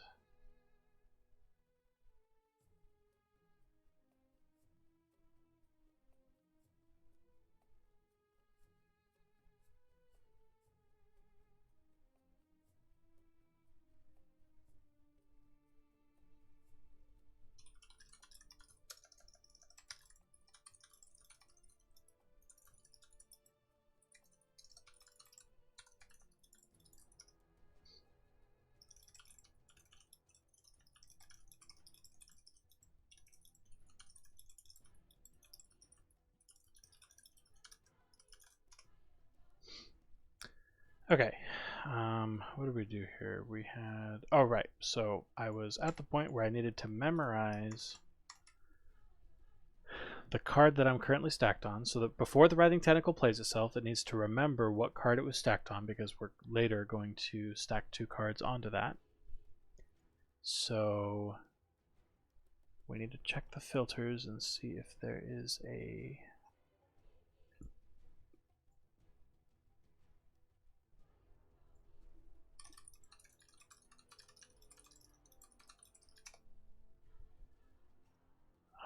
Let's see.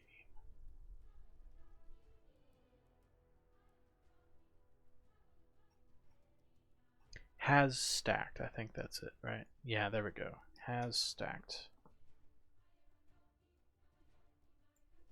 So we want to memorize the card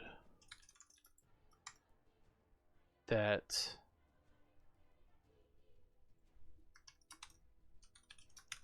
has ourself stacked on it. And we're going to call it stacker. Doesn't really matter. And then stacked cards from discard, we'll choose 2 tentacles and put them right back onto stacker. CrushTube says, it's neat and exciting that 2,000 cards are being updated. Well, I mean, I'm certainly excited about it.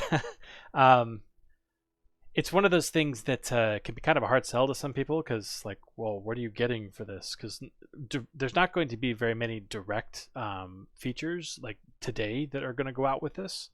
A lot of people are just going to see, you know, hey, I've tried to play the game and now there's a million bugs for no discernible reason. But some of the things that we're going to be able to do is significant. Like one of the things you can see down here where all these have their game text and their lore set up. That means that you're going to be able to search through the game text once we overhaul the filter there in the deck builder. So that right there is going to be a very quick feature that I will get up and running once all this stuff is out there. And there's a whole slew of other similar things. One of the ones that I have my eye on is making it so that we can support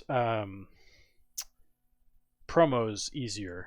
One of the things that annoys me is that when we release promos for cards that get errated, you now no longer have access to the promo because the errata image overwrites it. And so I want to be able to define, here's the promo and here's the errated version of the promo, and have that all here in the definition so that it just takes care of that. So yeah, some pretty cool stuff. So let me just check and make sure that I got Writhing Tentacle done here.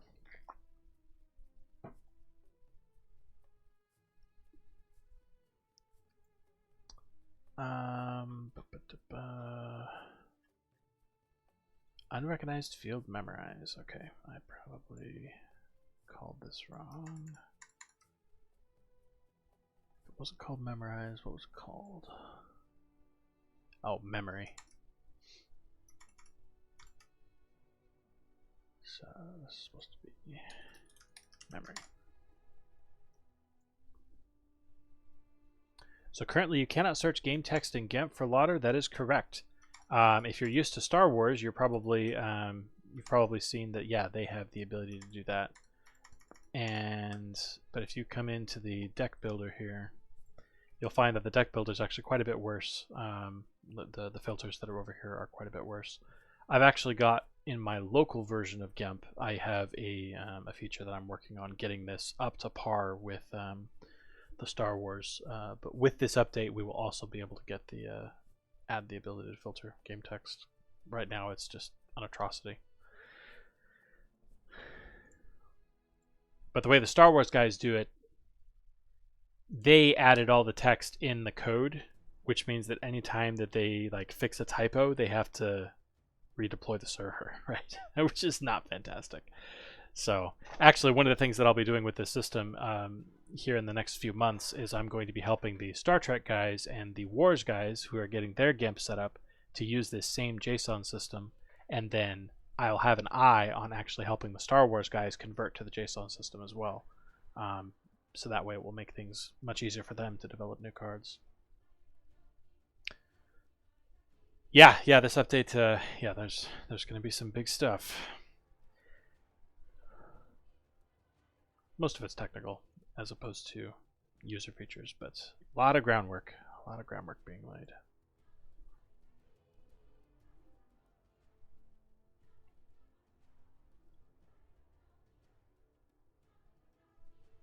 CrushTube says, "Oh, that's so sick! I'm so excited for Warlords, well, Wars rather." But yeah, Star Trek, they've got good progress made on first edition.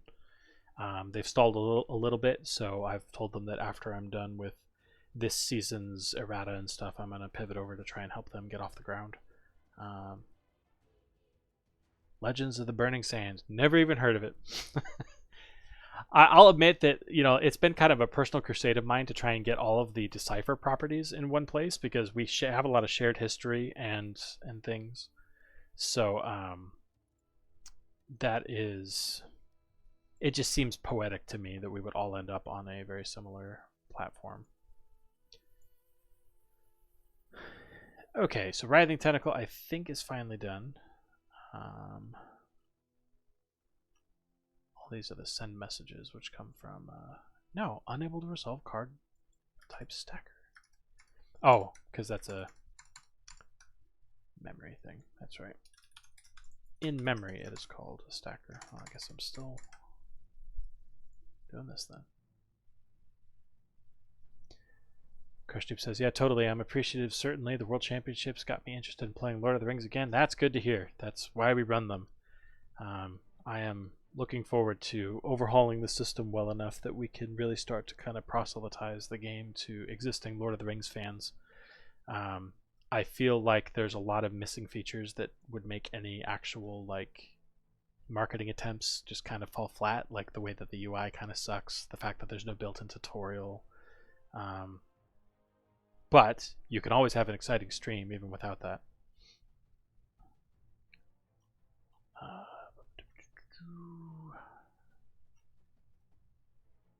Okay, finally. Moria is done. So now, let me hop over to my spreadsheet, wherever the heck it is. Alright, so we got all of the silver bullets done. We got the V1 tentacle rework done. So now we're going to be shotgunning through some buffs. These should be relatively straightforward because unlike the rest of these that were all reworks, we are basically just looking, we have a whole group of these underutilized companions that we're just like, okay, we're just going to give them a nudge.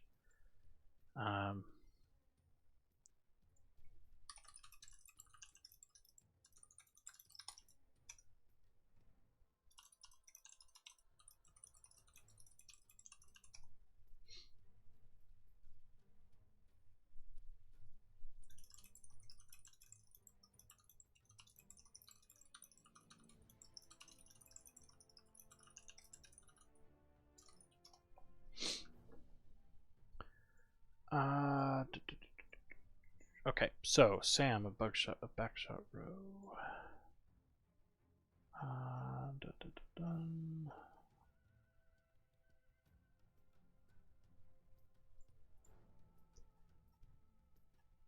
Oh wait, this is V1.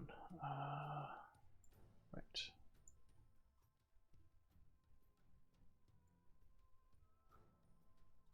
So this is a V1 SAM that has not been used by anybody as far as I can tell.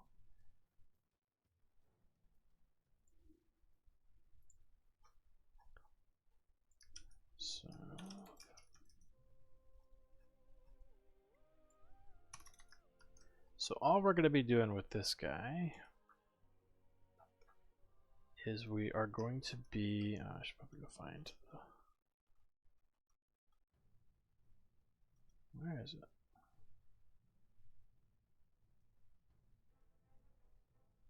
There we go. We are pretty much just removing the exertion clause. So instead of exerting Sam or adding a burden to heal, we'll just straight up give you the ability. So this should be a very straightforward transfer.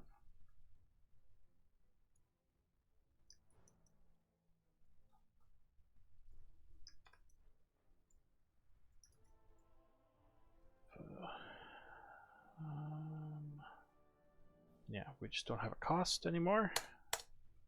We are now just going to heal that winner. Boom, done. Next, Mary of Buckland. So this is actually going to be a slight revert. Mary, back in the playtest days, had you exert twice, and then people thought he was too powerful, so we changed him to exert 3 times, and then people promptly never used him again. So we are just going to put him back to that maybe very slightly overpowered version. and we will see how that goes.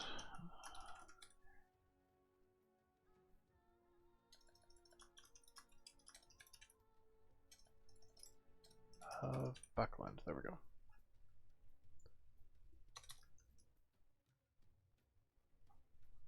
Okay, and this is version 2. So yeah, this will be very straightforward. Yeah, this Mary's pretty great. People using him to dunk on the Twilight Witch King or anybody else that wants to use their vitality. Yeah, he's pretty powerful. But when you had to exhaust him to do it, 3 is kind of tricky to do. So we're just going to change that 3 to a 2, and boom, we're off to the races. I just need to double check because I think I may have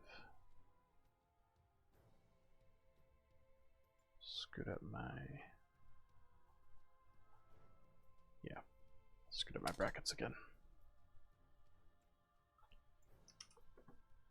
Alright, and then after that we have Sam, Faithful Companion. And this is a Decipher card.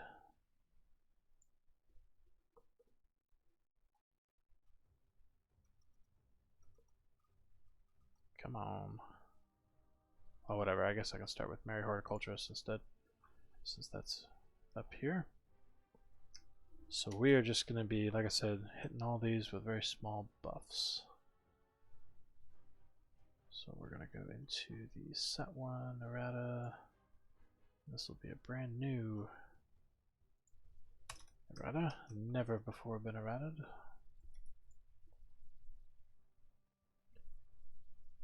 And then I'll go find the version here. Eh? Oh, he's from set 2. Well, okay then. I'm sticking him in the wrong spot.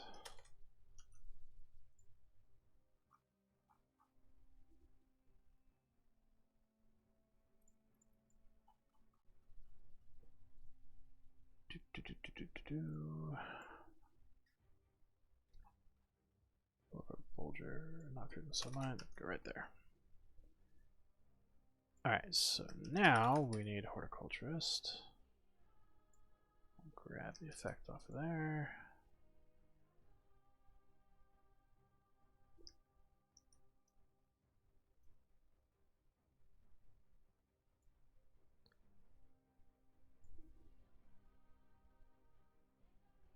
Crushdeep says, I think Mary is my favorite Hobbit for the TCG.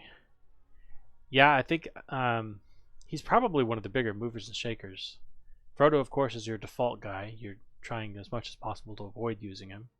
Sam swings between useless and essential. And then Pippins are very worthless, especially in Fellowship of the Ring. Oh, you ready for bed? Okay. Okay, I'll go help you in just a moment. So, yeah, and so then basically that leaves Mary. Like, you've got a lot of ways to customize Mary, a lot of useful Marys. So, so yeah. So for this one, we are gonna, rather than playing it from the draw deck, we are gonna switch to putting it into your hand from your draw deck, and that's just so that he activates the Rule of 4. Not necessarily because it matters for his particular game text. Put cards from deck into hand. And then we're gonna choose Culture Shire Ally. And that's that. So you can, of course, get Farmer Maggot if you want, or you can use them to pull Bilbo, or you could use them to pull Hobbit Farmer, or lots of other stuff. There's definitely a deck, I think, that will enjoy seeing this particular Mary. Okay, I'm going to be right back. I'm going to step away. Gotta go put those kids in bed, and then I will be right back.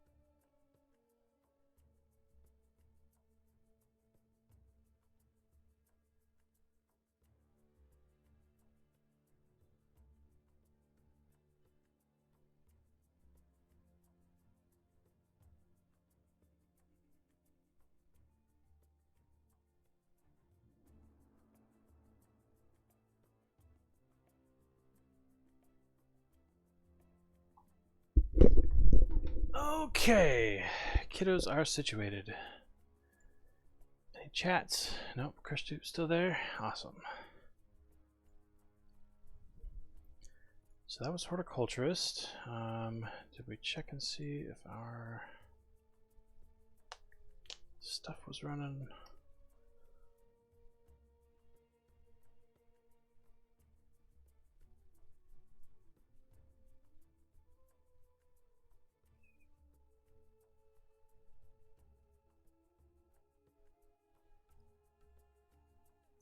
$102.38. That's one of mine. That's in set V2. I'll check that in a moment once we get there. Okay, but the rest of these are boilerplate. Okay, so after horticulturist is Mr. Took. This one actually sees a decent amount of play at a high level. In Fellowship block at least, but we've finally produced a Pippin that is a viable alternative in V1, and so this is really not one that sees much play. So we're going to boost them up a bit. We're now going to say that when you play a companion, you can try to retrieve some of their stuff from the discard pile, which if you've ever played a Mains and Toys or a Super Friends deck where you've got lots of weapons for different people, it can be kind of difficult to get all that stuff to line up. And so if you have someone like Mr. Took on the table, you can just ditch Aragorn's bow, and then when Aragorn finally gets played, you can pull it back out. So I think that that will have some applicability. So Mr. Took, this is also set 2.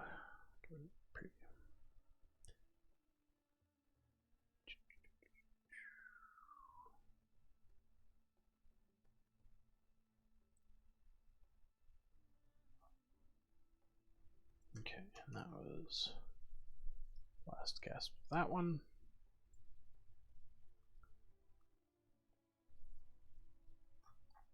So we'll head over to Shire. Appeared.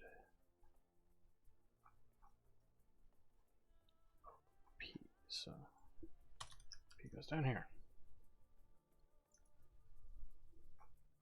So Pippin being in set 2.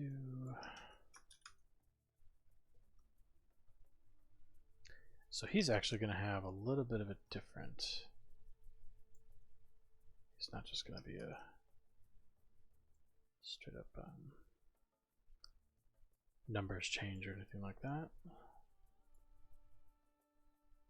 Each time you play companion, yeah. So in fact, we're just getting rid of this entirely. That's not going to be the ability anymore.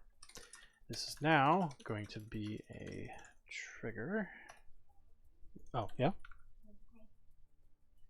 Why is my lamp not working? Because that's what your charger is plugged into. Pick one or the other.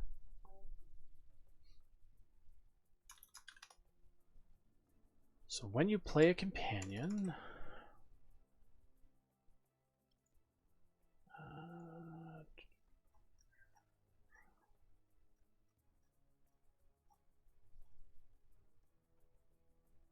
played. There we go.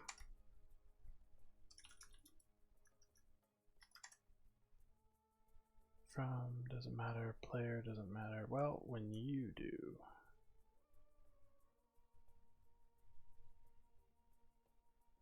Probably defaults to you though. Okay, so then we just need a filter of companion. You may, and so this is an optional trigger. I've been burned on that quite a bit relatively recently. Just forgetting to put that optional thing on there. Play an item on them from the discard pile.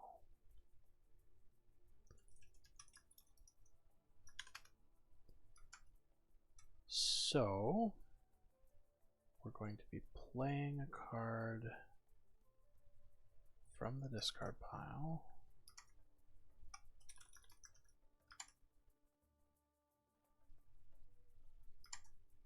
We're going to select an item, which is to say that's a Player's Council term that means artifact or possession.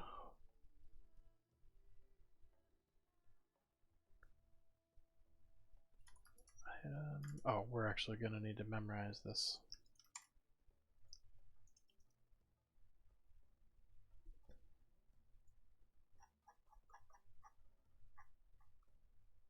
So we need to memorize. That's just all it is. Memorize the played companion. And then we're going to be playing a card from discard on the played companion that we just did.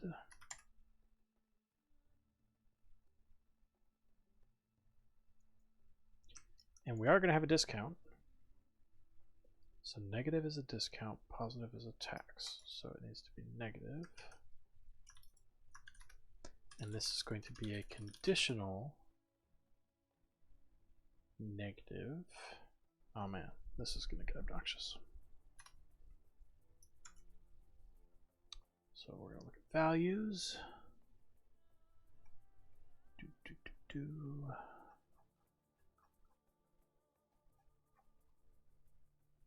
Yeah, requires true false. All right.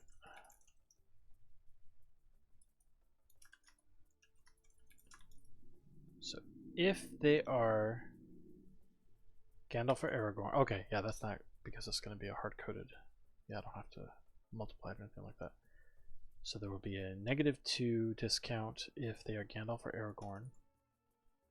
And otherwise they won't be. It'll just be 0, so so I may as well make that explicit.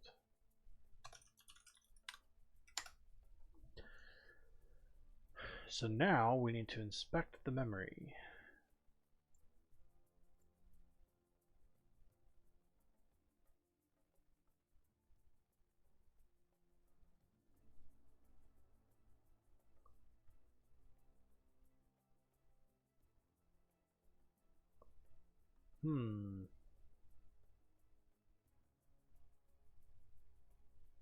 So let's see that has in memory.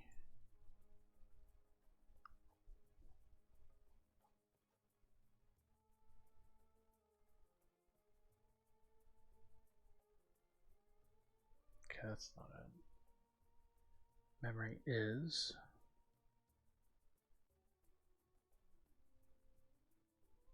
True if the cards stored within the given memory location contain at least count cards which match filter. Perfect. So memory matches. Memory is played companion.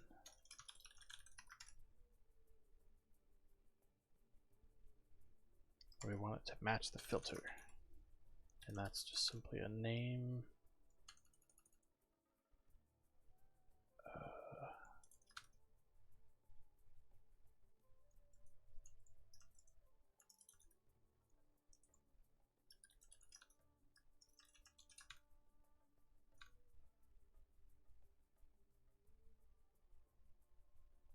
Okay, I think that's that.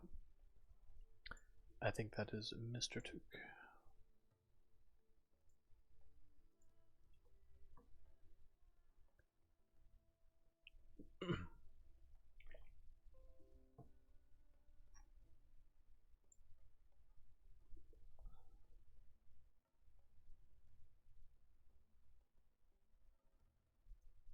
Okay. So now, all right. Let's take a look then at our spreadsheet. Where does that leave us? So we got Mary Horticulturist. Oh, Mary for more of the Brandywine. Okay, why have I not found that yet?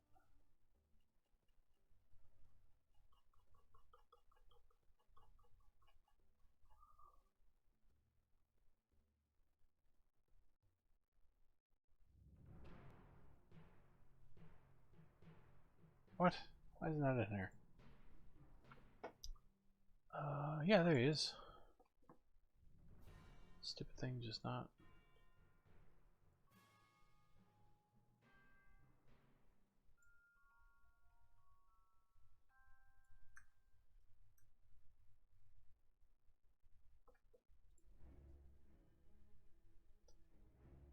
Okay, so this is going to be the set 1 version, yeah?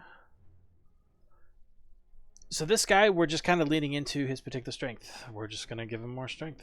We're going to make him a fighter. Give him an ability to exert himself to make himself strength +1 for each hand weapon you can spot. So if he's the only one holding a hand weapon, then you can exert him 3 times to get that +3, or if there are multiple hand weapons on the table, either yours or your opponent's, you can use that for a decent, but not infinite boost.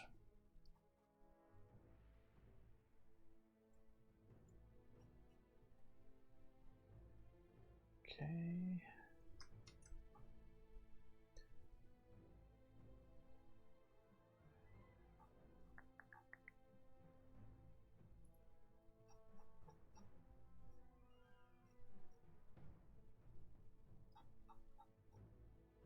Mary goes before Sam, right?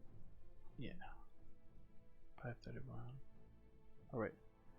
301, 303, yeah.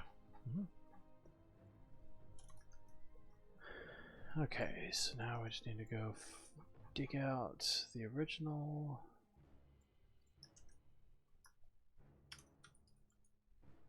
No? Oh, where?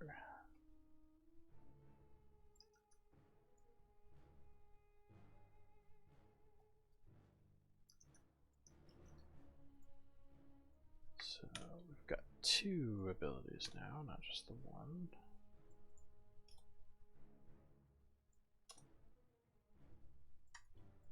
So we are going to be adding activated ability in the skirmish phase with a cost of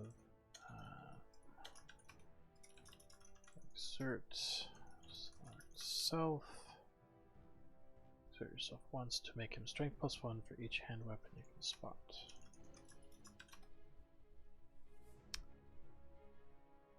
Is the Rare Mary from the Fellowship of the Ring set a different signet? Good question.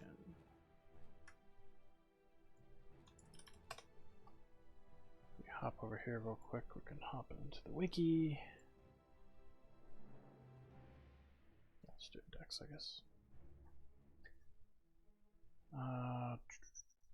Friend of Sam is a Frodo signet, and then, or the Brandywine is Aragorn.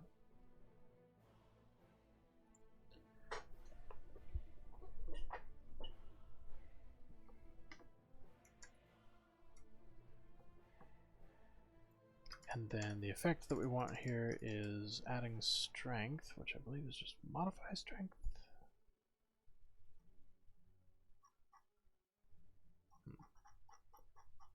A for add.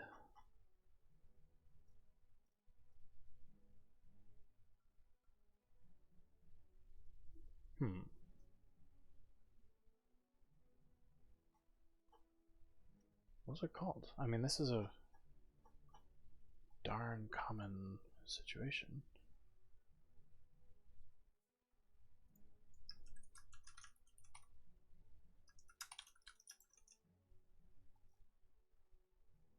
Yeah, modify strength. I must have just missed it. Oh, I didn't scroll down far enough. Modify. What?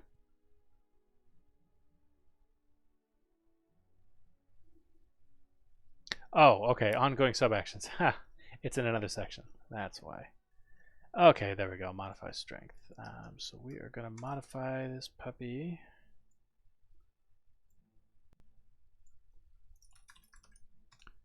Well, let's see. So select self. And the until is fine until the end of the current phase. That's the default. The amount. So we want this to be so this is going to be a for each something or other. It's going to be a value.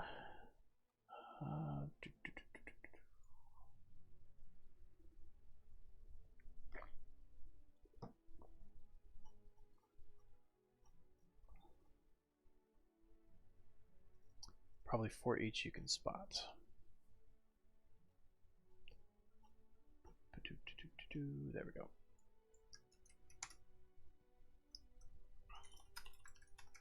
For each you can spot, and what we're trying to spot are hand weapons. Filter, hand weapon. Alright, very good. And then after that, we're down to Faithful Companion. Completely worthless, although he still saw play in base Fellowship of the Ring.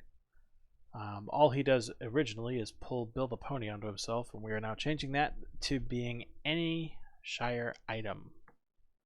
This is a very similar change to what we're doing to Horticulturist, just kind of making him more flexible to hopefully give him a reason to exist.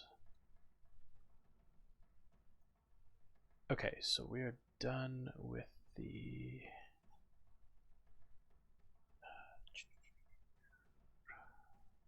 set one Shire. Yeah, we don't have those anymore.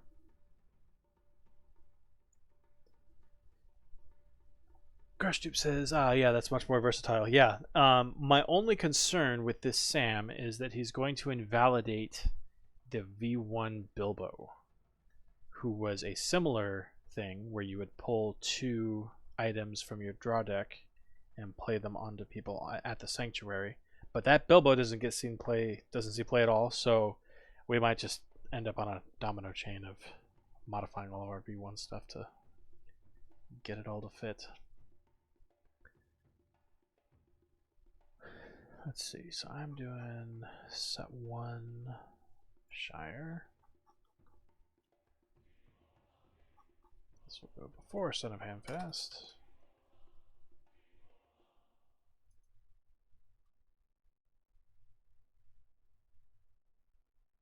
So I think I'm just going to copy Horticulturist because that's effectively exact same text.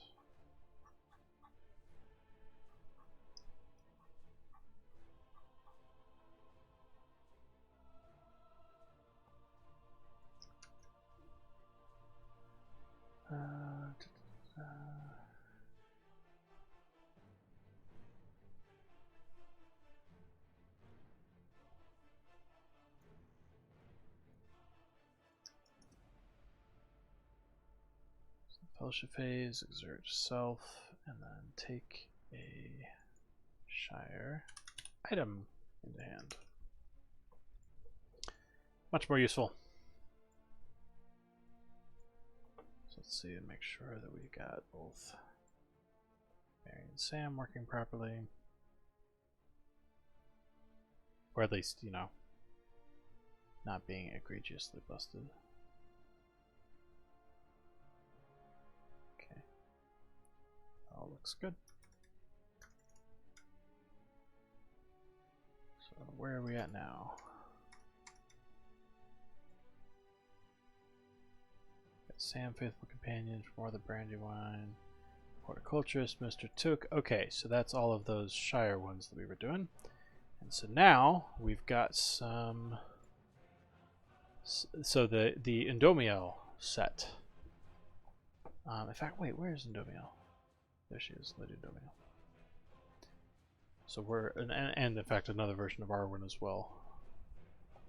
Let's see about giving these guys a buff. So first, Elven Rider never sees play. Discarding 3 cards from hand to nullify 1 wound on your ring bearer is, of course, sometimes crucial, but it's also pretty expensive. So we're going to be altering it so that you are instead discarding X cards, where X is the current region number. If you're not familiar with region numbers, the first region is sites 1 through 3, second region is 4, 5, 6, and the third region is 7, 8, 9. So it only costs you those 3 on the last 3 sites. And at the very beginning, you can block wounds with a single card, and then in the middle of the game, you can block ring bearer wounds with 2 cards, and so on.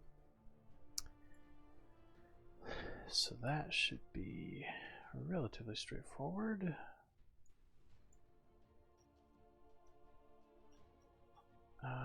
Oh, you're site 3. Set 3.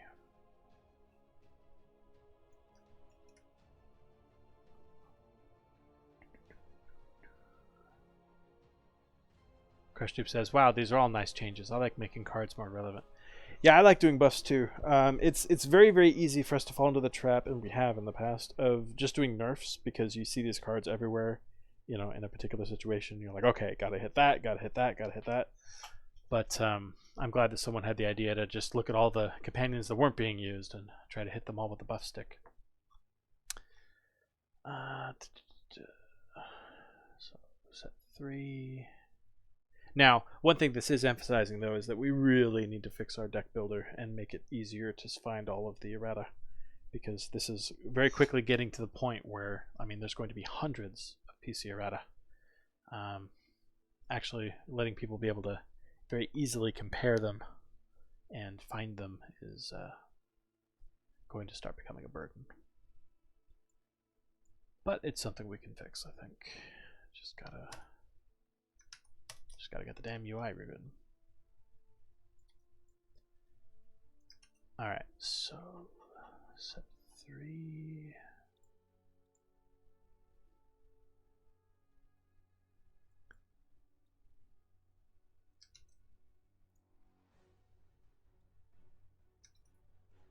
Oh, come on.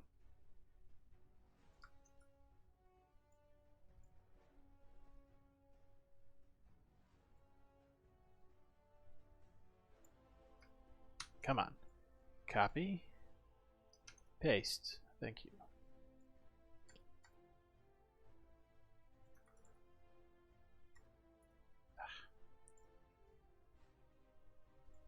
Tabs.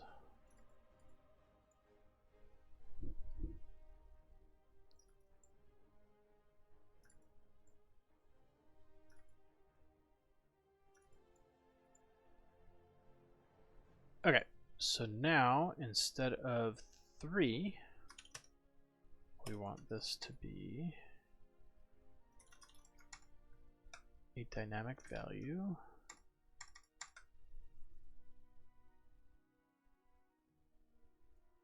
So this is going to be probably, it's not current region number, it's just region number. There we go, region number.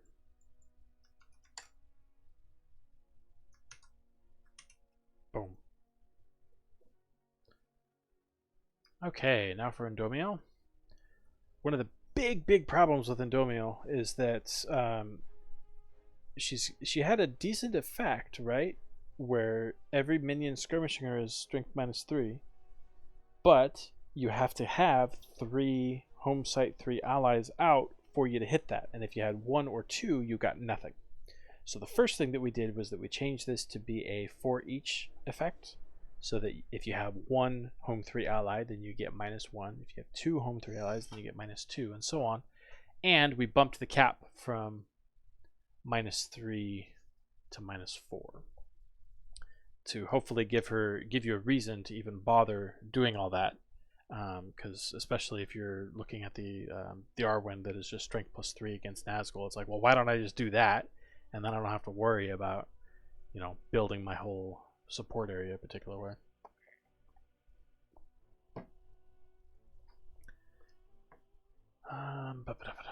Okay, so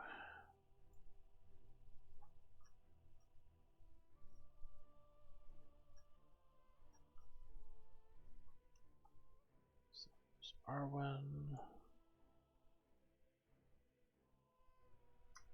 Christoph says, right, that's a lot to qualify for, the ability on the original card. Yeah, I tried it over and over. I remember doing this back in the day, and it was just, it was too finicky.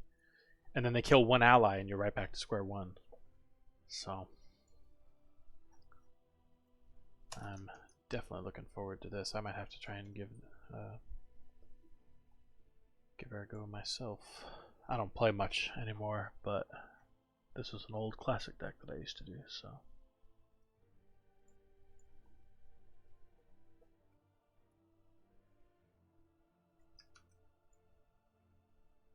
Right, Domio.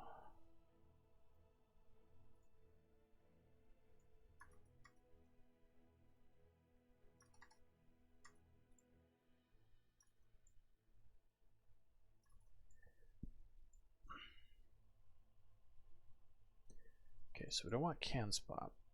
We would just want all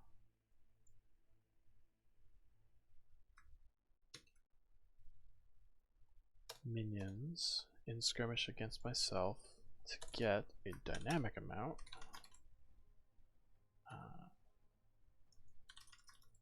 I think this is going to be for each you can spot, because we've done that a few times.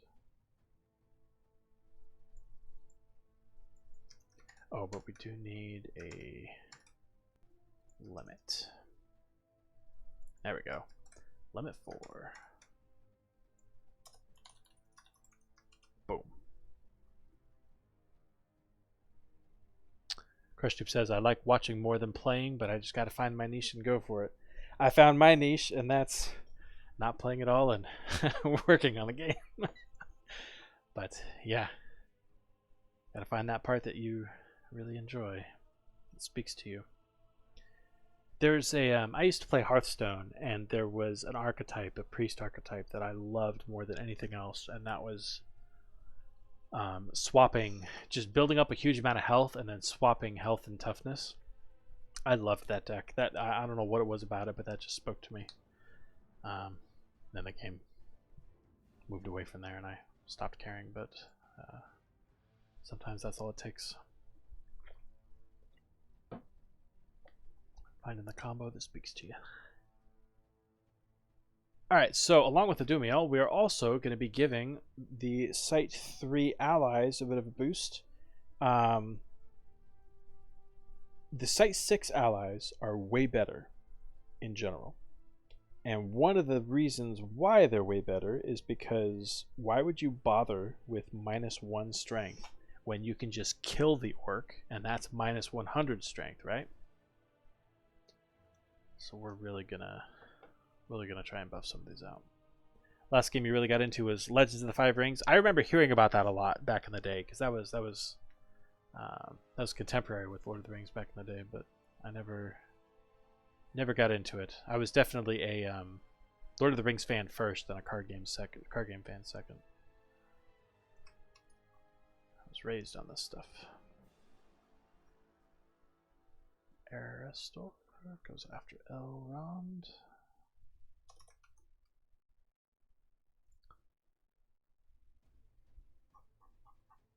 Then where's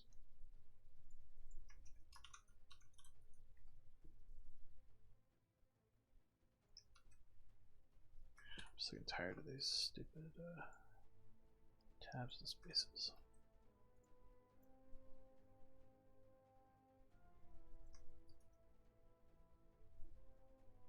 I would play anything that came into the store, but sadly Lord of the Rings fell off in the store after Fellowship of the Ring.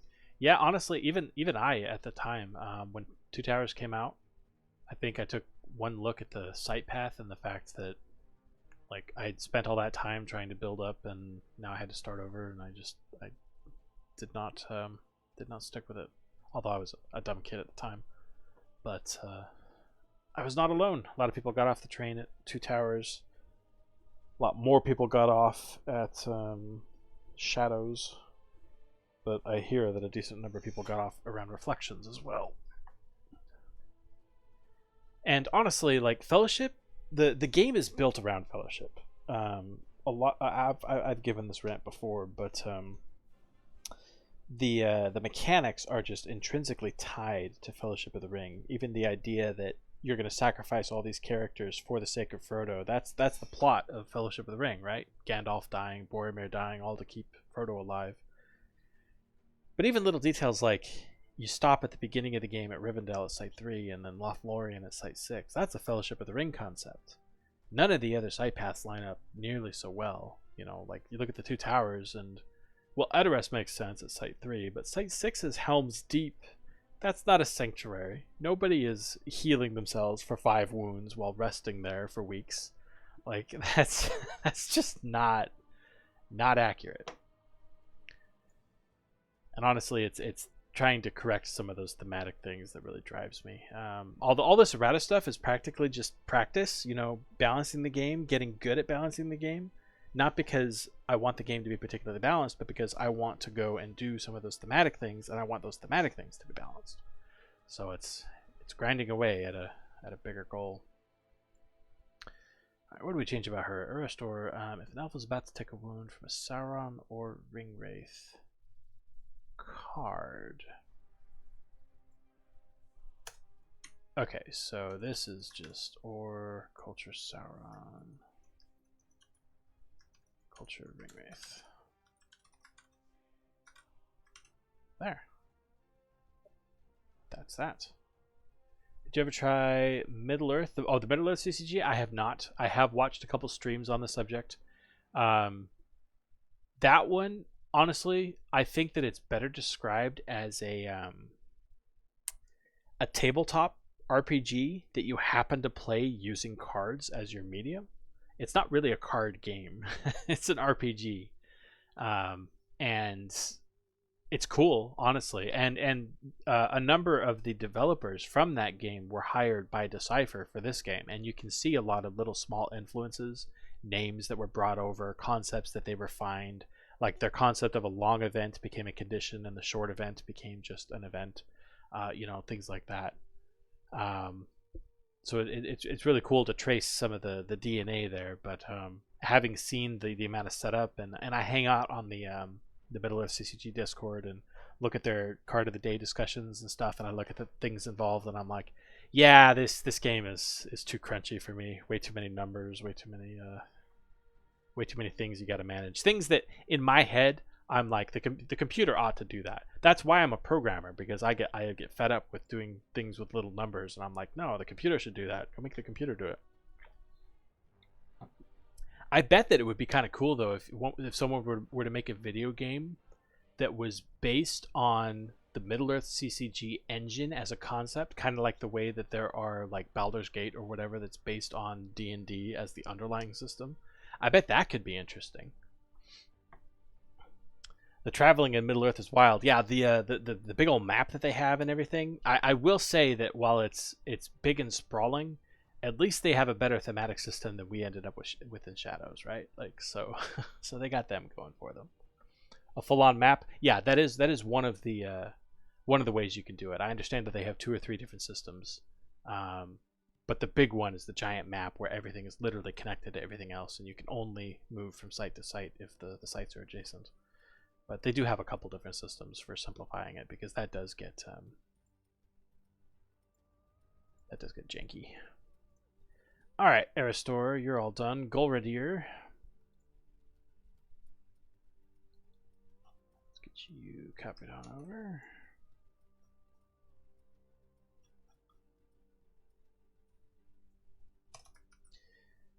So in his case, I'm pretty sure that what we have done is we have made it so that we've basically uncapped the minus strength if it's against an orc, and just made it -1 for each elf you can spot. So, you know, you could put a lot of elves on the table, right? That could be a -6 or a -12.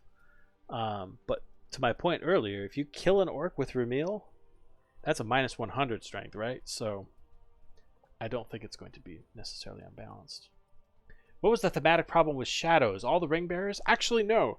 I argue that the alternate ring bearers actually improved the theming of the game, but I'll sidestep that for the moment. What happened in Shadows was they Decipher realized that they had the problem that you had the Fellowship and the Towers and the King paths, but now they were entering into an era where there were no more movies for them to be attaching their blocks to. And so how were they going to release sets without a movie that it was, based around? Because they were going to have more, conceptual sets as opposed to here is a literal plot line and story that we are telling. So what they did was they decided to release the Shadows site path. And in the Shadows site path, any site can be placed in any position. There's no numbers at all. They're all wild cards you can think of.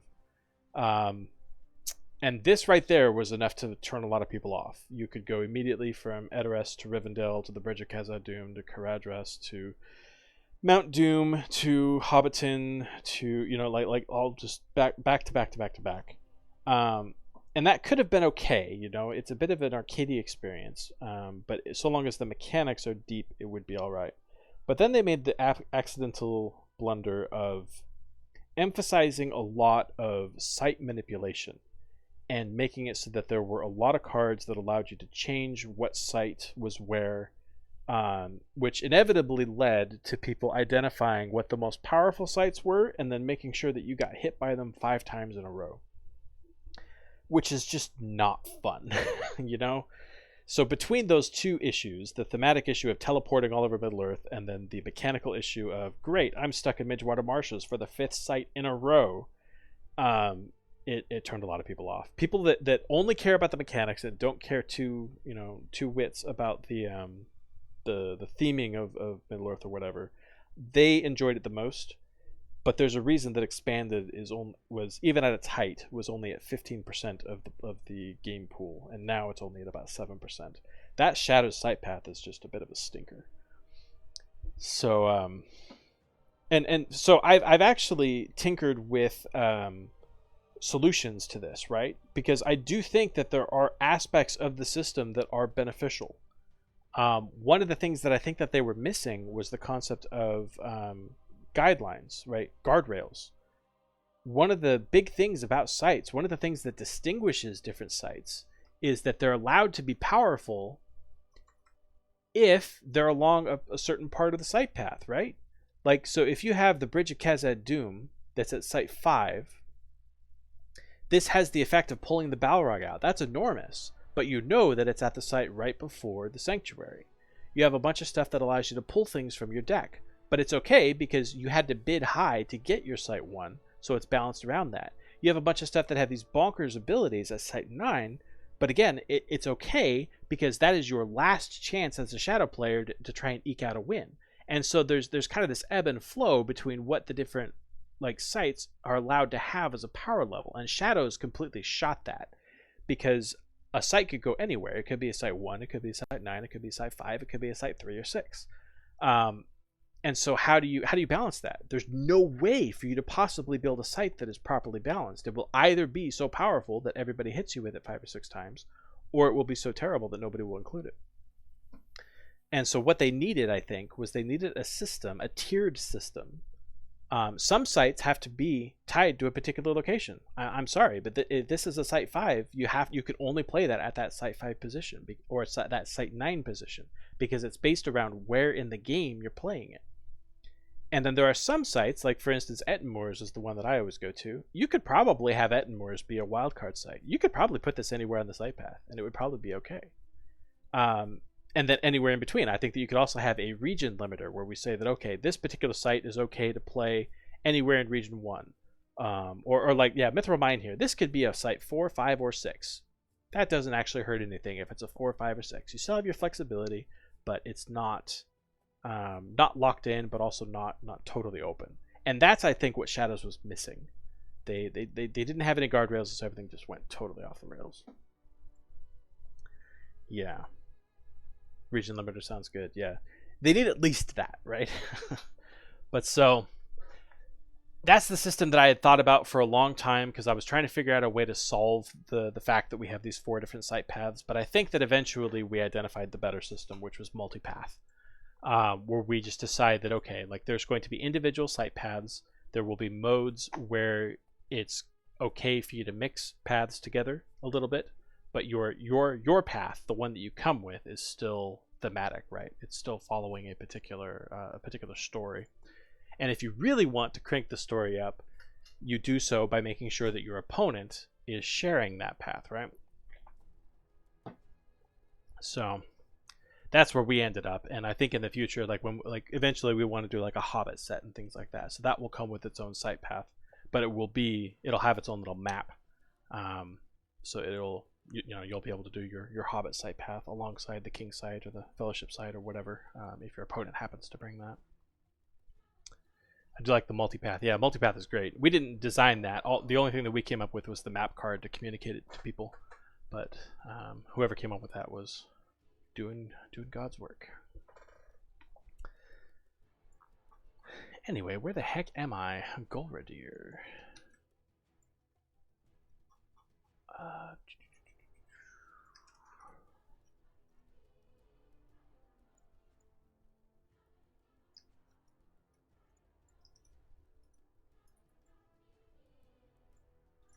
Start spaces.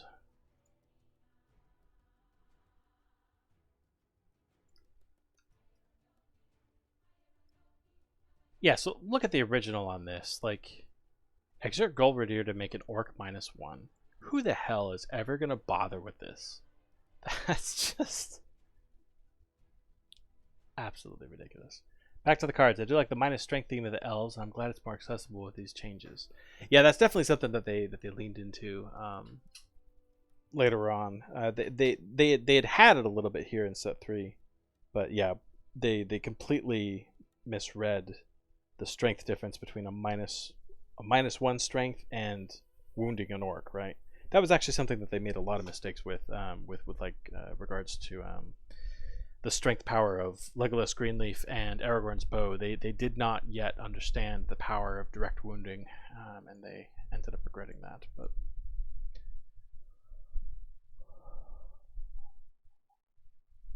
so we're going to choose a minion, and the amount here is going to be conditional. So, oh, hang on a second.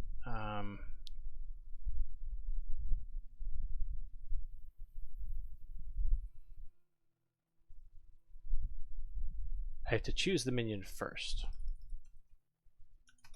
and then memorize it, is I think how this is going to have to work. So this is going to be choose active cards.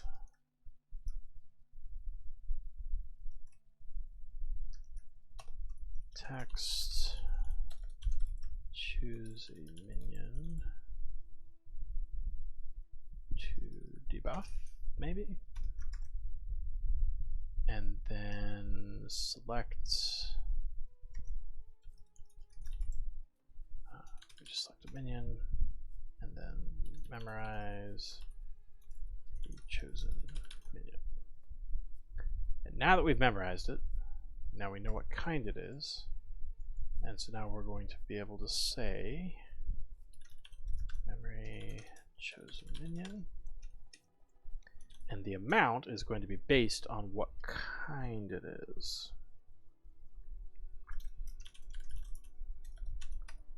So there's going to be requires, and then if the requires is true,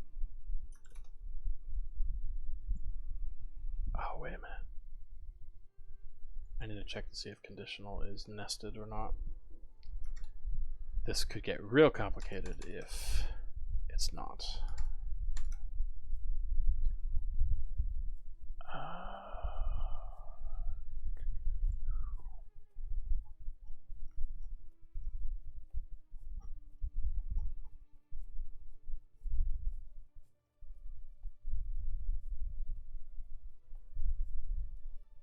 Both true and false can themselves be evaluated values. Whew, okay, good. That would have gotten very complicated. Thanks, past me. So if it is an orc, we're going to say that you have to count the number of elves you can spot. If it's not an orc, then we are simply going to do -1, right? And so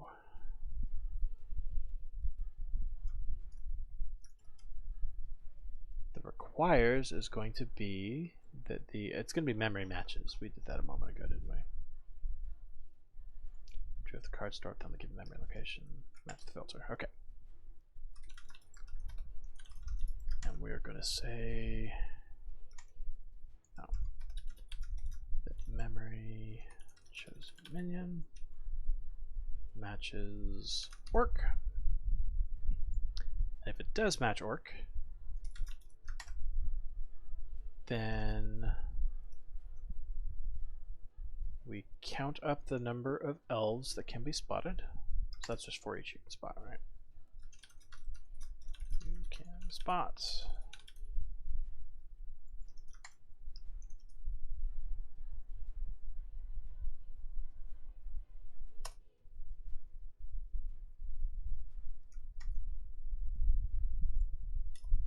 Filter elf. And then we're going to want to use the multiplier to turn that number to negative. So if you can spot 4 elves, then you make them -4. Multiply 4 times -1 and get -4. Okay, that should be that, I believe. Let me just double check and make sure it works.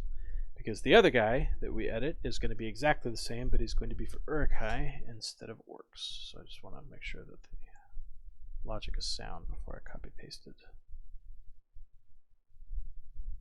Send message, send message, send message, send message. Okay. I believe that was all. Wait, 102.30. Oh no, that was the same guy from before. Okay.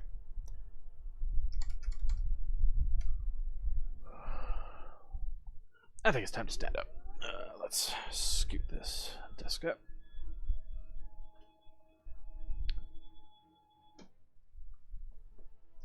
Alright, so that's him. So now we're going to do Sailbeth, who's the same exact deal, but for Uruk-hai.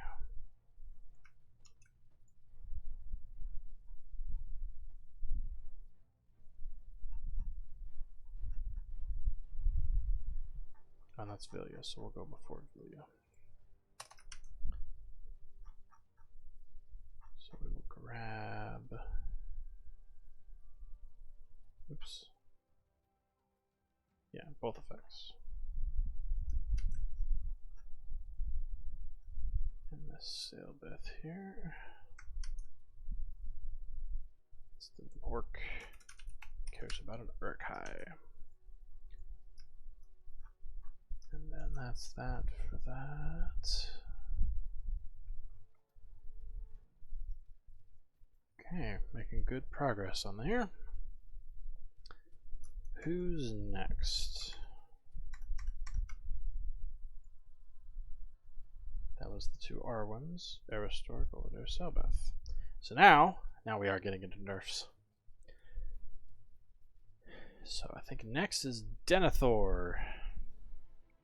So one of the observations that Nelson, one of the members of the PC, the sealed maestro, who entered the PC, or entered the World Championship, and he was second in the group stage. He was the only person in his class. He noticed that there were a lot of Denethor, Lord of Minas Tirith, and Save from the Fire in the group stage. Out of the top 10 decks, 7 of them had either Denethor or Save from the Fire or both. Which makes sense if you are, trying to be consistent. There's nothing more consistent than tutor this exact card that you need. And you may notice that some of those other buffs that we were doing were, in fact, giving you that same sort of deal. But, so, the existing ones, though, these two, both Denethor and Save from the Fire, allow you to tutor any card from your chosen culture, which is way too much. So Denethor is going to get 2 whacks. First, we are going to be changing him from a thematic perspective. It boggles my mind that he's 8 strength, so we're going to knock him down to 5. He is not Aragorn tier. Gimli could easily knock him flat on his ass at 6 strength, so we'll make Denethor 5. And then we're also going to alter his ability so that instead of taking a any Gondor card into hand, you will be able to take a condition or possession. Not an item, a possession. Because one of the very common little hacks that is done with Denethor is that you take two things that you actually want, and then you take Narsil. Or no. First thing you take is Narsil, and then you take two other things with exertions, and then you transfer Narsil away to someone else. Denethor dies because of the vitality loss, and now you no longer have this old man holding you down. Christopher says, I remember y'all discussing the strength in the Discord. Yeah, it's that's one of those things where, the strength 5 versus 8 is probably not the reason why people are using Denethor, but while we're here, we're going to knock that down, because that's just silly. He's set 10, good old set 10. Set 8 and 10 both ratcheting up the power level of the game. This was that particular era, right after set 7, was when Decipher started allocate. They took away all of the senior designers that worked on Lord of the Rings, and they redirected them towards the Wars TCG. And so at that point, the junior designers took over Lord of the Rings, and they were not as well versed in it, and they did make some ham-fisted choices. And so in 8 and 10, that's where you really start to see a big old jump in power creep. Because it's easy to make powerful cards, it's hard to make interesting and not overpowered cards. Which TCG? Wars. So to give you a little bit of background, Decipher's big breakout hit was the Star Wars CCG, right? Supposedly they went neck and neck with Magic back in the day. If Magic was number 1, Star Wars CCG would be number 2. And they lost the license in 2001, just after the launch of Lord of the Rings. They discovered that Lucasfilm would not be renewing their license, and this gutted them a little bit. And I think it also kind of put a bee in the bonnet of the CEO. But one of the projects they decided to do was to take their second edition plans that they had for Star Wars, revamp them into an original IP, and release it as its own standalone game. It was a terrible gamble. They decided that they were going to gamble on the fact that the reason people liked playing the Star Wars CCG was because of the mechanics and not because of the little lightsabers and X-Wings on the cards, right? And so Wars completely imploded. It only lasted about a year. And that was where they had put all their chips, right? That's where they put all the designers, all the development work, and it failed. And that was the beginning of the end. It was after that point that you had, it was concurrent with that point, at that exact same time, that Shadows was being released, and then after that point, Decipher entered into the spiral. So, yeah, 8 and 10 are the harbingers of that. They are the that change. But yeah, like if you enjoy the Star Wars CCG, like Wars is Star Wars without the stars, without the lightsabers. So and it's apparently like really well sanded down, like it's polished, and they got rid of a lot of the cruft, and in fact there are a couple of people right now looking to make a Wars Gemp, so we may see that sometime here in the future.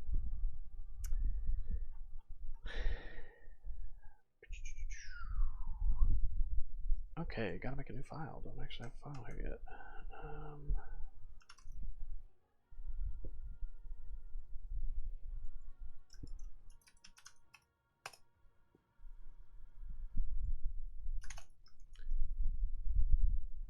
I thought you meant the Star Wars TCG, which I kind of like. Nope. So the Star Wars TCG was the next thing that was released after Decipher lost the license, because it was Wizards of the Coast who swiped it out from underneath them, because Wizards had recently, at that time, been acquired by Hasbro, which of course had that pre-existing relationship with Lucasfilm. And Wizards went and developed the Star Wars TCG right off the back of the CCG. Yep. All right, let's see here. So we need to pull Lord of Minas Tirith, and this should be fairly straightforward because we are just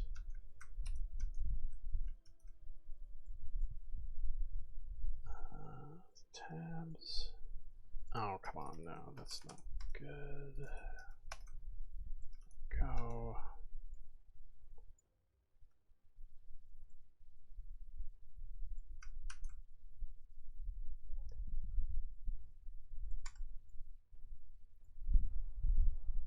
I remember getting real into 7th Sea when Legend of the Five Rings was up in the air. I think that's one that I've heard of, but much less. So that's like a pirate game or something, right? At least that's what it sounds like. I only barely saw a couple of things in like the old Inquest magazines.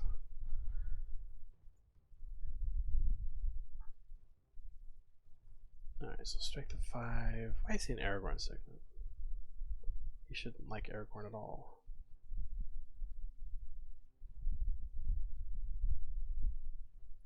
And then we are going to choose Gondor culture, condition, or possession. Yeah, pirate game. It's functional on Octagon. That's a. I remember hearing about that platform. I haven't really dug into many others. I spend all my time on Gemp, but I hear it's at least functional.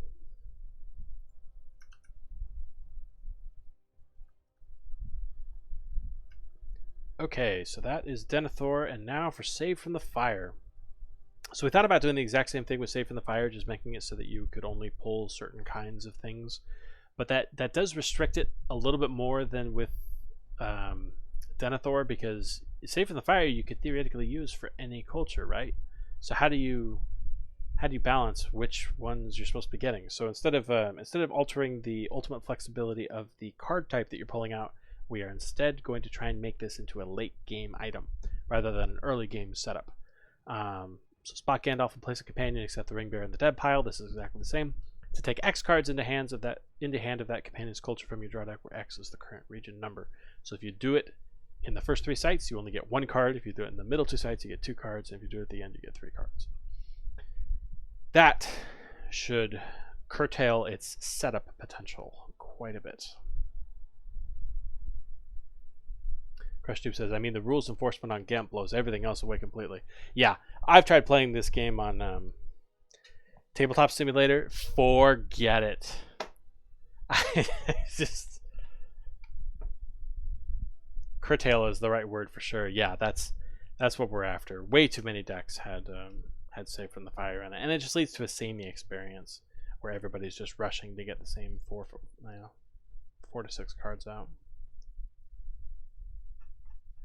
So this one's gonna be Star Trek First Edition on Lackey is a nightmare. Yeah. Oh man, Lackey was actually what I remember playing Lord of the Rings on Lackey way back in like 2007, and then everybody moved over to GCCG, and then Gemp came out in 2012, and nobody ever looked back because Gemp just that's the strength of Gemp, right? Is that rules enforcement it doesn't matter that it looks like ass because it's so beautiful. Just having it all play out in front of you instead of needing to manually turn cards around and manually draw stuff and oops, I didn't mean to draw 3 cards, I better put that one back. Like, yeah, it's just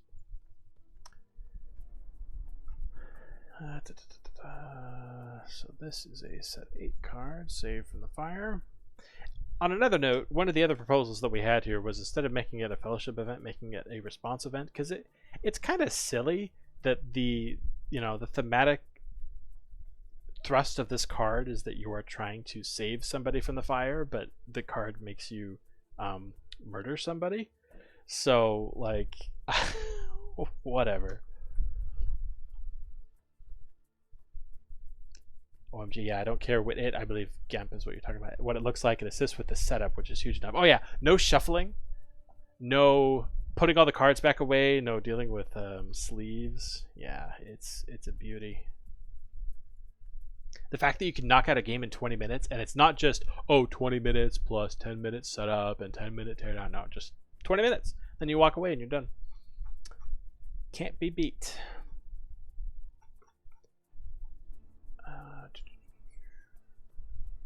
Okay, gotta make a Gondor one for set 8 as well. Or not Gondor, but Gandalf.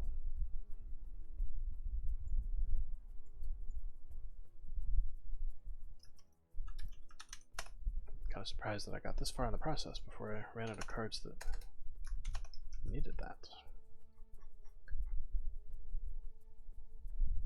And then yeah, the theme is real odd on Safe from the Fire. Yeah, it's once again, I think one of those junior devs, like a solid concept, but yeah, it's at odds with itself. Whereas in Fellowship of the Ring, everything was like married together perfectly between what you're doing and what you say you're doing. And this is just kind of an exemplary of the whole problems with the theming later, is that yeah, what you're doing and what you're saying are two completely different things. Alright, Safe the Fire.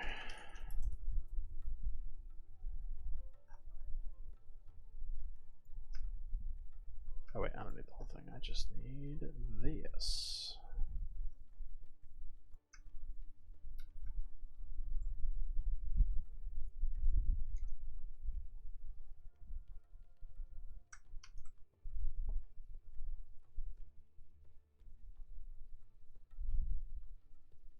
Uh-oh. Huh.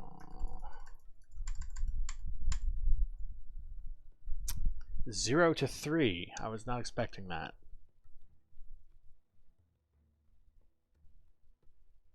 I guess it should say up to X cards, huh?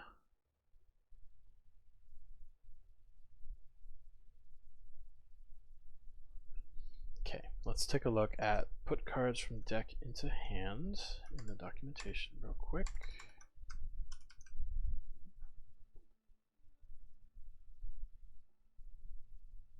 Okay, so if it accepted a range, then that means we should be able to give it the more complicated range.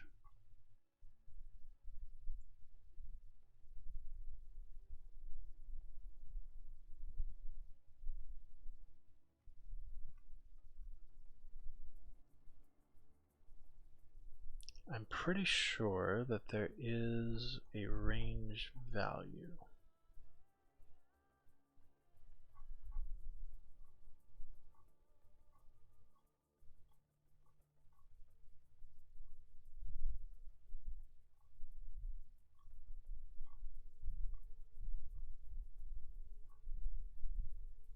Ah, there it is. Yep.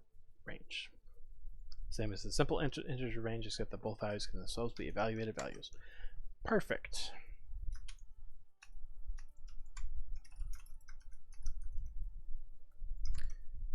And so that will become from and to. So from 0 to, and this is going to be our friend region number.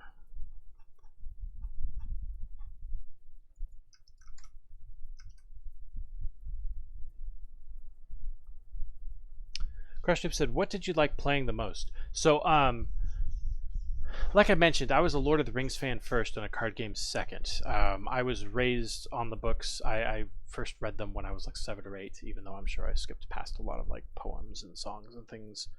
I remember watching the old Ralph Bakshi films when I was really young with my dad and grandpa. And so to me, the thing that appealed the most about the game was that it felt like I was playing the movie, right? But not like a lot of tie-ins are, where it is really rigid and tied to a particular storyline. The fact that they let you have that what-ifery and say, hey, yeah, why don't we have a bunch of dwarves show up and escort Frodo to Rivendell? You know, like it allows that flexibility. But every time that you play, it still feels like you're executing that storyline. Like I've had games where I surprised people with a Balrog and managed to kill like Arwen and Aragorn at the Bridge of Khazad Dûm, and it's like that feels like something that could have happened. Like with a couple of butterfly wing effects, like you could see that being what the story was, you know. So I just adored the fact that you were playing out this story. And yeah, so everything about that is really what what is appealing to me. Okay, save from the fire. What's next? Aragorn, Estelle, and Elendil Tall. So the next thing, and Sapling of the White Tree. So those two, the tutors were, or the two flexible tutors, were the ones that we were going to go after next. But then after that, Gondor in general was the darling of the group stage. I think that, again, something about 60% of all the decks were Gondor related. Too much, so we're gonna nerf some of them. Estelle was a breakout, but it's one. This is more of a we just want to make sure that we're not going too crazy kind of thing. I know that some people did think that Estelle was just too broken, and so we're gonna tamp him down just a little bit. CrushTube says they played those Bakshi's on Cartoon Network often. I watch them as much as possible. Yeah, there's something. There's something. I'm glad that Peter Jackson had a better vision because they are one of the movies of all time. I'll just say that. Let's see. Did I already do Estelle? Because I was doing a lot of V1 changes. Nope. Estelle's still here. So let's pull him over. Get rid of that. Going to V1 Gondor.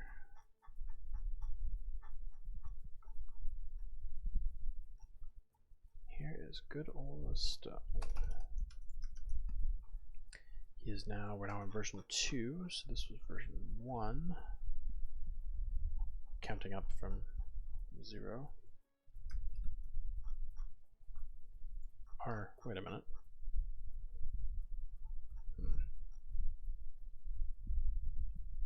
Yeah, I don't know. I guess that's fine. Yeah.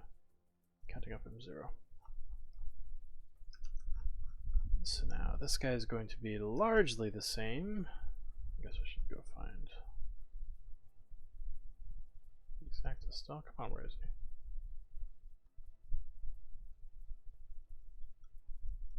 Why does this keep happening? There's only so many. Bah. Yeah, he's right there. Just keep skipping over him or something.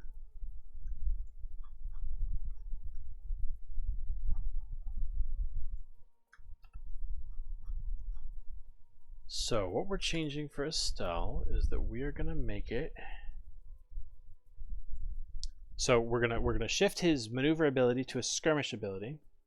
We're gonna ditch the parts that don't matter, the archer and the damage +1, because frankly nobody ever used those, right? And we are gonna reduce the strength. The strength is something we might go back on. We might decide that +2 strength is fine. But the important thing is that we're not making the same mistake that Savage to match their numbers did, which was having an event that you cast once to win 2 skirmishes in a row. I know that not everyone agrees that that is the problem with Estelle. Some say that it's just the fact that he's able to ditch Elven cards with impunity, and that this should be limited to once per phase or something, once per turn. But I wanna see if this will be enough. Yeah, some people talking about Estelle, and for a while I was like, who the heck is Estelle? Yeah. Then I realized it was a version of Aragorn. Yep, that's actually his name.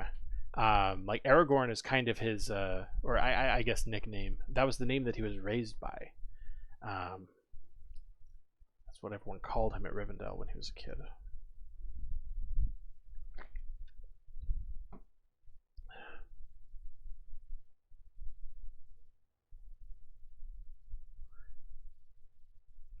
Alright, so here's the action. We're changing this to skirmish.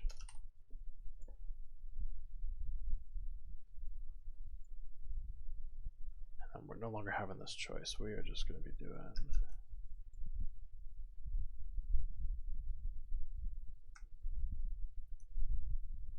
Oops. Okay, let's do this right. No longer until start of a group, and we are now going down to +1 strength. Okay. That should be that. Pretty straightforward. Now for Mr. Elendil, the Tall, who should not exist in this game. So I was mentioning before that I thought that alternate ring bearers were actually a really good thematic inclusion. This is not one of those. The fact that they decided that it was okay to just throw time travel in, I'm pretty sure that the junior developers used to work on Star Trek, and so they were used to just being able to mix timelines around willy-nilly. And this was such a terrible idea thematically. The fact that you can have Isildur bearing the One Ring, right next to Elendil bearing Narsil, right next to Aragorn bearing Anduril, is the most stupid, pants-on-head, ridiculous concept ever. Like, why did you do that? We went from having a very grounded game to now just willy-nilly, oh, these are just concepts, right? They're just figurative. No, it didn't used to be figurative, man. Oh yeah, and like Gil-galad being a card. Yeah, Gil-galad is the exact same sin, right? Him and Elendil were contemporaries. They both died at the exact same battle, so yeah, same exact problem. It's just more egregious for Elendil because like he dies with Narsil breaking under him or whatever, and then like the whole point of Aragorn's story is that Narsil is reforged into Anduril, but you can have all four of those concepts on the table at once, and it's not just time travel; it's time travel paradoxes. How could you do that to me? All right, so let's take this guy. So what we're going to be doing for him, we're not going to change the move limit one for now, but we are going to be restricting his liberation ability. The liberation is so good that people just don't do sight control in movie because Elendil is everywhere, and Elendil just absolutely destroys it because Gondor has all kinds of artifacts all over the table. And so we are changing it to, instead of those artifacts that are in your support area, of which there are many, you now have to discard an artifact that is borne by a companion, a Gondor artifact borne by a companion. And that basically restricts you to Narsil, Anduril, and the Ring of Barahir. Ring of Barahir is whatever, but the other two hurt. So, yeah. Ideally, this should make it so that liberation actually becomes a cost on the Gondor side. Alright. Oops, not that. Let's slap you into the set 9 errata.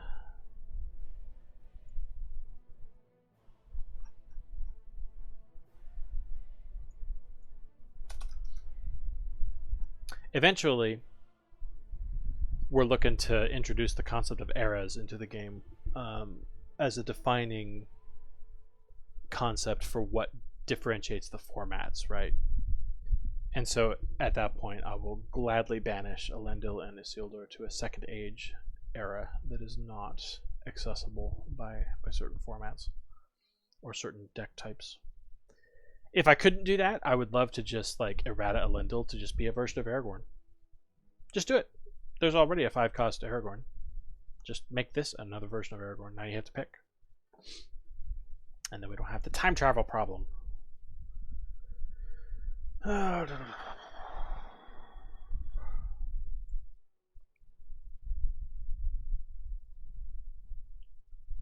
So now I need to find the original Elendil.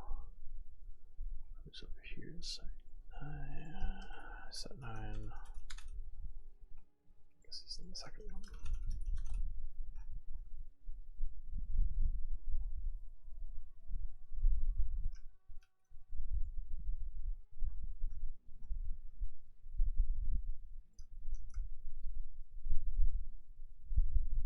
Instead of just nerfing side control, Allah his original ability. Yeah. Do you enjoy the Silmarillion? I do. I enjoy reading history books and things like that, and the Silmarillion reads very much like the Silmarillion, or sorry, like a history book, which may not be the biggest endorsements depending on your own particular tastes. But you can also get little bits and pieces of it in different forms. Like there are people that do readings on YouTube and not reenactments, but like lore dumps and explanations. Different parts of it have been extracted into separate books, like the Children of Hurin and stuff like that. So there's different ways to get the content. If I like nonfiction, yeah, then I bet you'll enjoy the Silmarillion then. In a lot of ways, it'll be like reading the Bible, you know, because it's structured in a very similar kind of thing. So if you can stomach that, then you can definitely stomach the Silmarillion. It's got some good stuff in there, and in fact, one of my major driving goals is to be able to represent some of those Silmarillion stories in the Lord of the Rings TCG without like breaking it past the point of destruction. Right? I want us to have an ecosystem where I can introduce a Baron and Luthien set, and it just slots right in, and it works just fine. All the concepts and all the mechanics I think work beautifully across all of Tolkien's stuff. So this should it should be just fine. Culture Gondor artifact, and then I think we need attached to.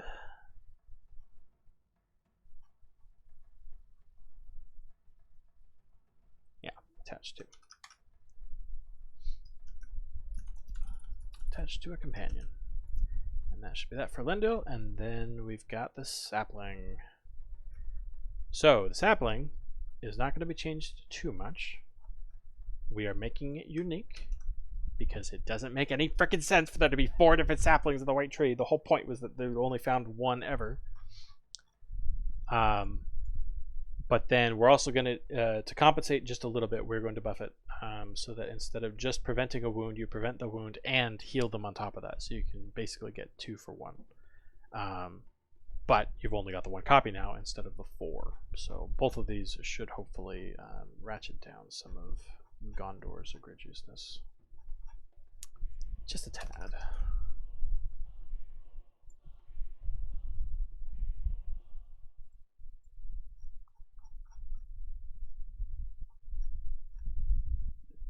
Sapling. Get rid of these darn spaces.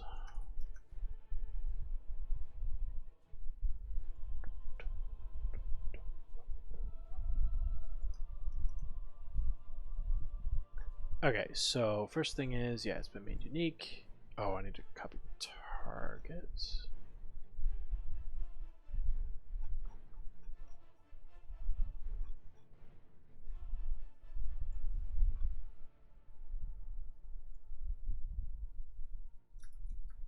Oh, it's supposed to be support area. Yeah. Yeah, keyword support area. There's no target. That's right. Right. Target is when you're playing on somebody. I need to take off for the night. If you see me in Discord, my name there is No Girl. Oh, yeah, I've seen you around. I'm just going to try and get into some games on Gemp in the near future. Take care. Yeah, thanks for watching, Crush Tube. See you around. It was good chatting with you.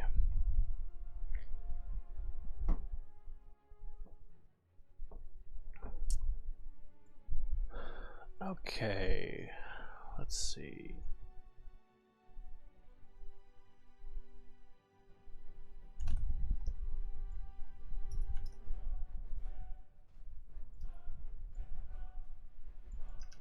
So this prevent wounds. Does it memorize? It does memorize. Good.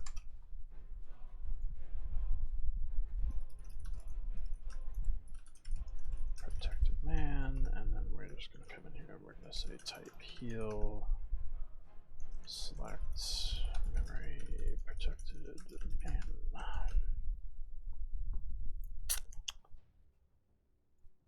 Okay. Site 9 errata is now done.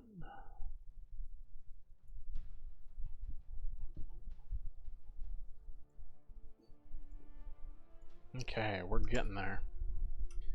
We're getting there.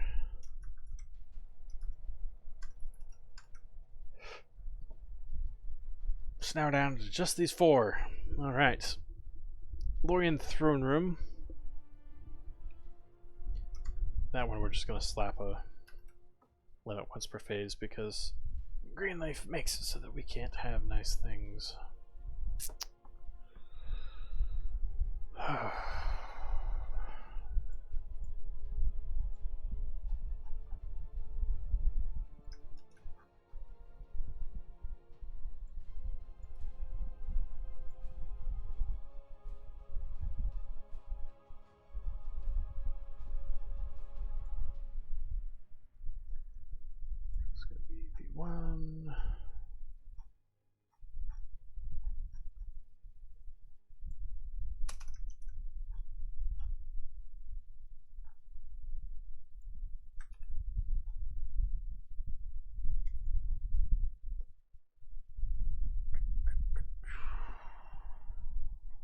right, and then we're just gonna copy paste the effects.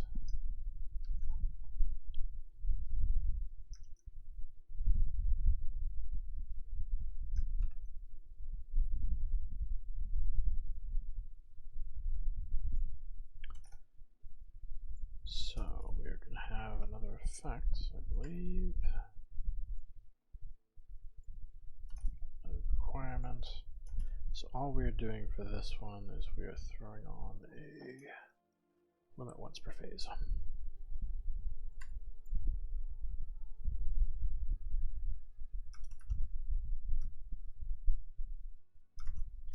The way this is done,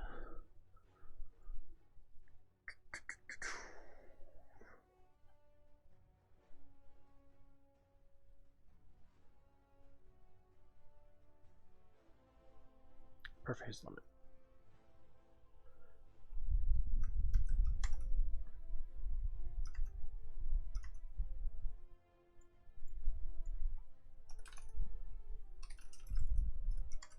The limit is going to be 1.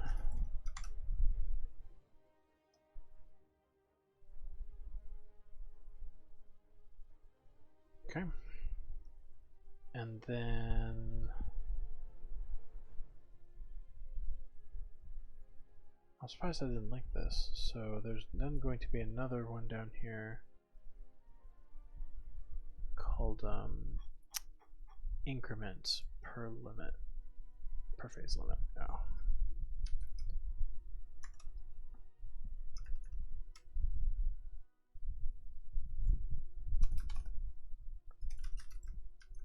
Increment per phase limits. Limit is going to be 1 that we are incrementing. And so the way that this works is that by adding this limitation and checking to make sure that we have not had more than 1 invocation, we then later have it increment that value. Time to sit down. So that's how all per phase limits are used, and a very similar mechanism is used for turn limits and all that. Okay, so that's the way in throne room. Now on to stand against darkness.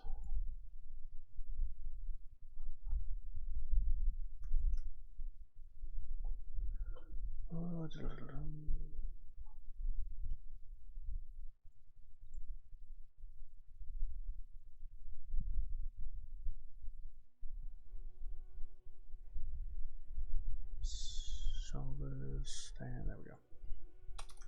It's right here.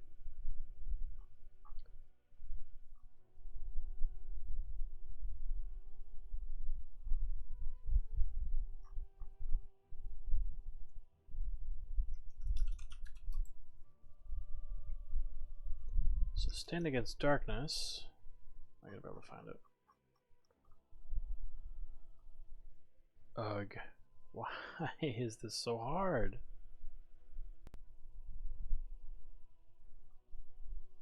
Yeah, whatever. Alright, so stand against darkness is famously able to let you basically dunk on Sauron if you're elf.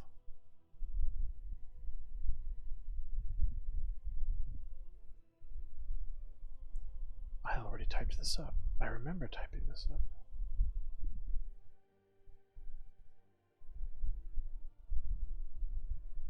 Oh, must have lost it. Well, whatever. So, oh wait, no, it's not going to be 2. It's going to be a choice.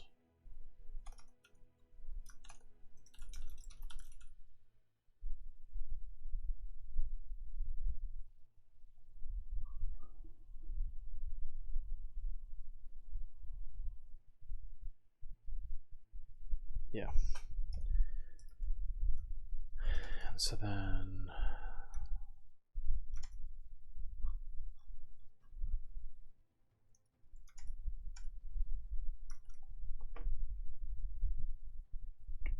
and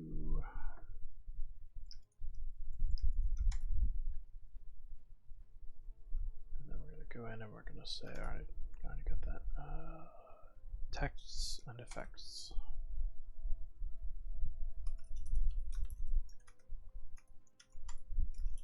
Wound a Sauron minion twice. Discard a Sauron condition or possession.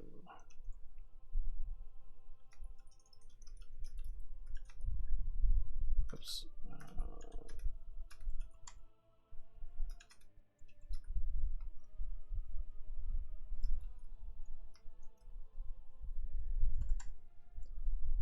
So, second option will be discarding the condition of possession, and then we can wound.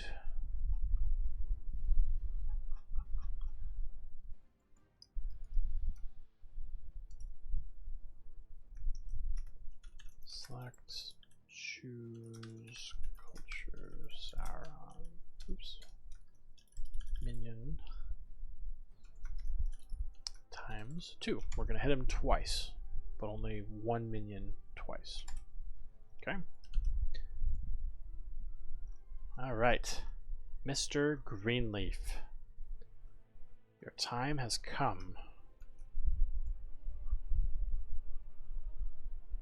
5150.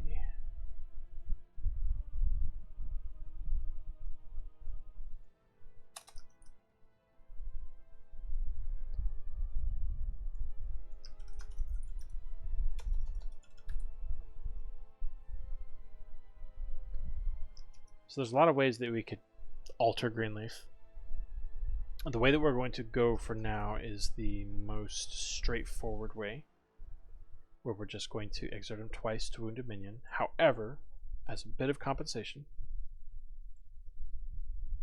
what we're going to do is we are going to remove this clause that disables the archer total when you use that. So you will, in one turn, in one phase, with one activation, be able to wound one person directly, and also on top of that get an indirect wound. So 2 exertions and you still get 2 wounds. You just only get to choose where one of them lands, if that makes sense. It's a nerf. Of course it's a nerf. But this guy has been sitting pretty for far too long.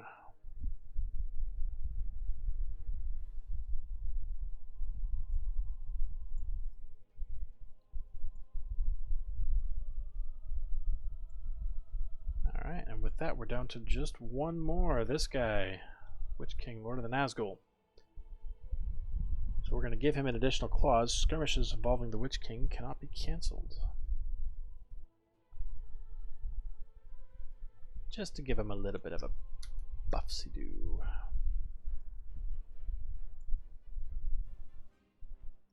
Set 2, Ring Wraith. Errata. I'll go here. So we gotta go find the original.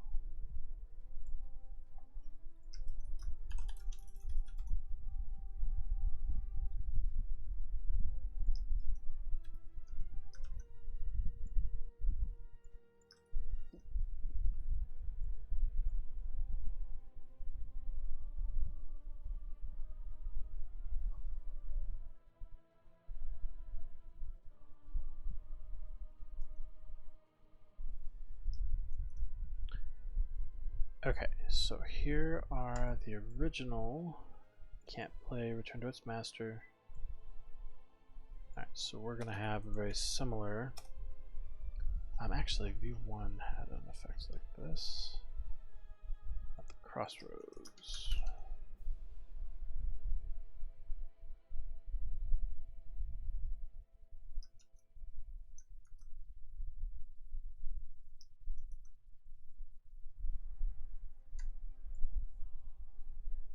Can't cancel skirmish.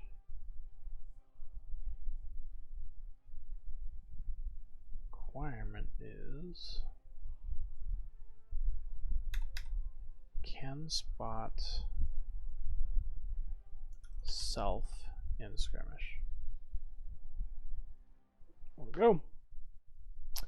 There we go. All right. So with that, I believe that's every single one of these erratas.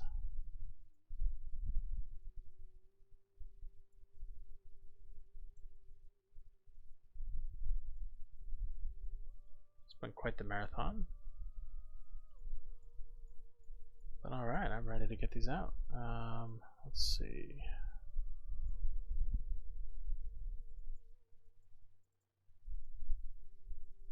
Oh, yeah. Shouldn't count my chickens before they hatch. Let's check and see if any of these are blowing up.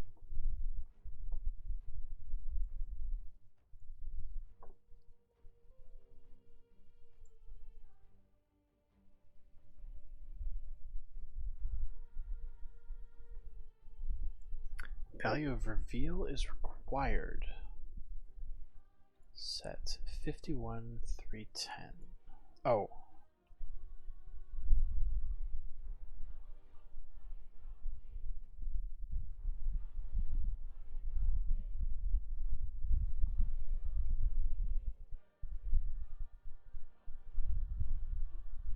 Yes. I would like you to reveal that, please.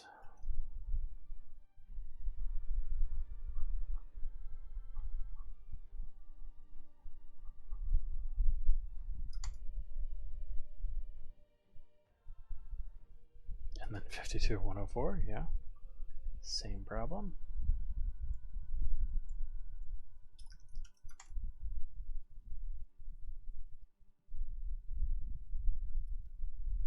$53.25, unable to resolve covers over of type minion.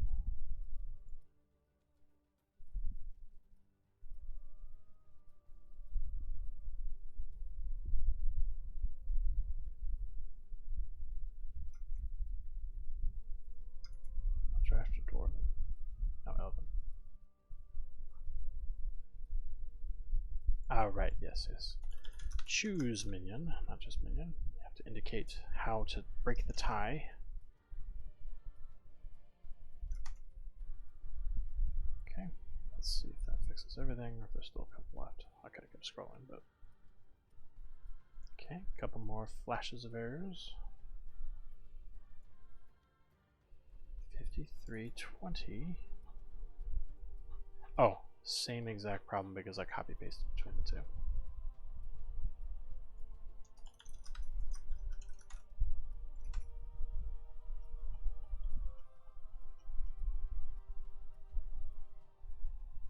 $102.38.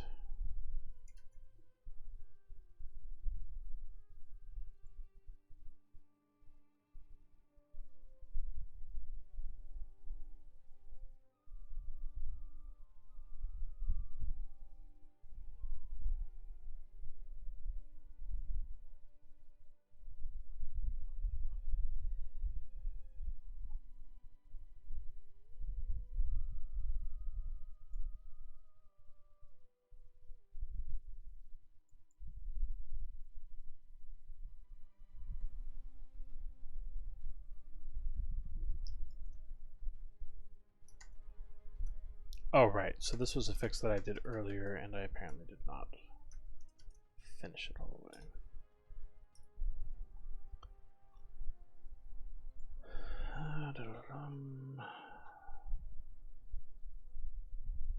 In skirmish, matches cards that are currently either in the currently active skirmish.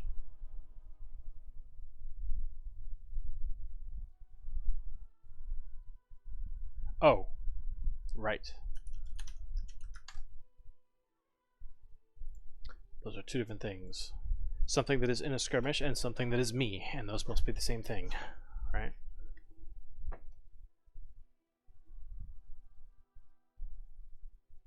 Beautiful. All right.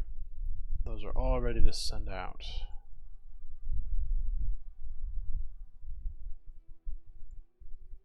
Okay, I got a bunch of stuff I gotta go see. You know what? That's probably a good place to end the stream. I'm very happy that everyone was able to hop on. So yeah, see you all later. Peace.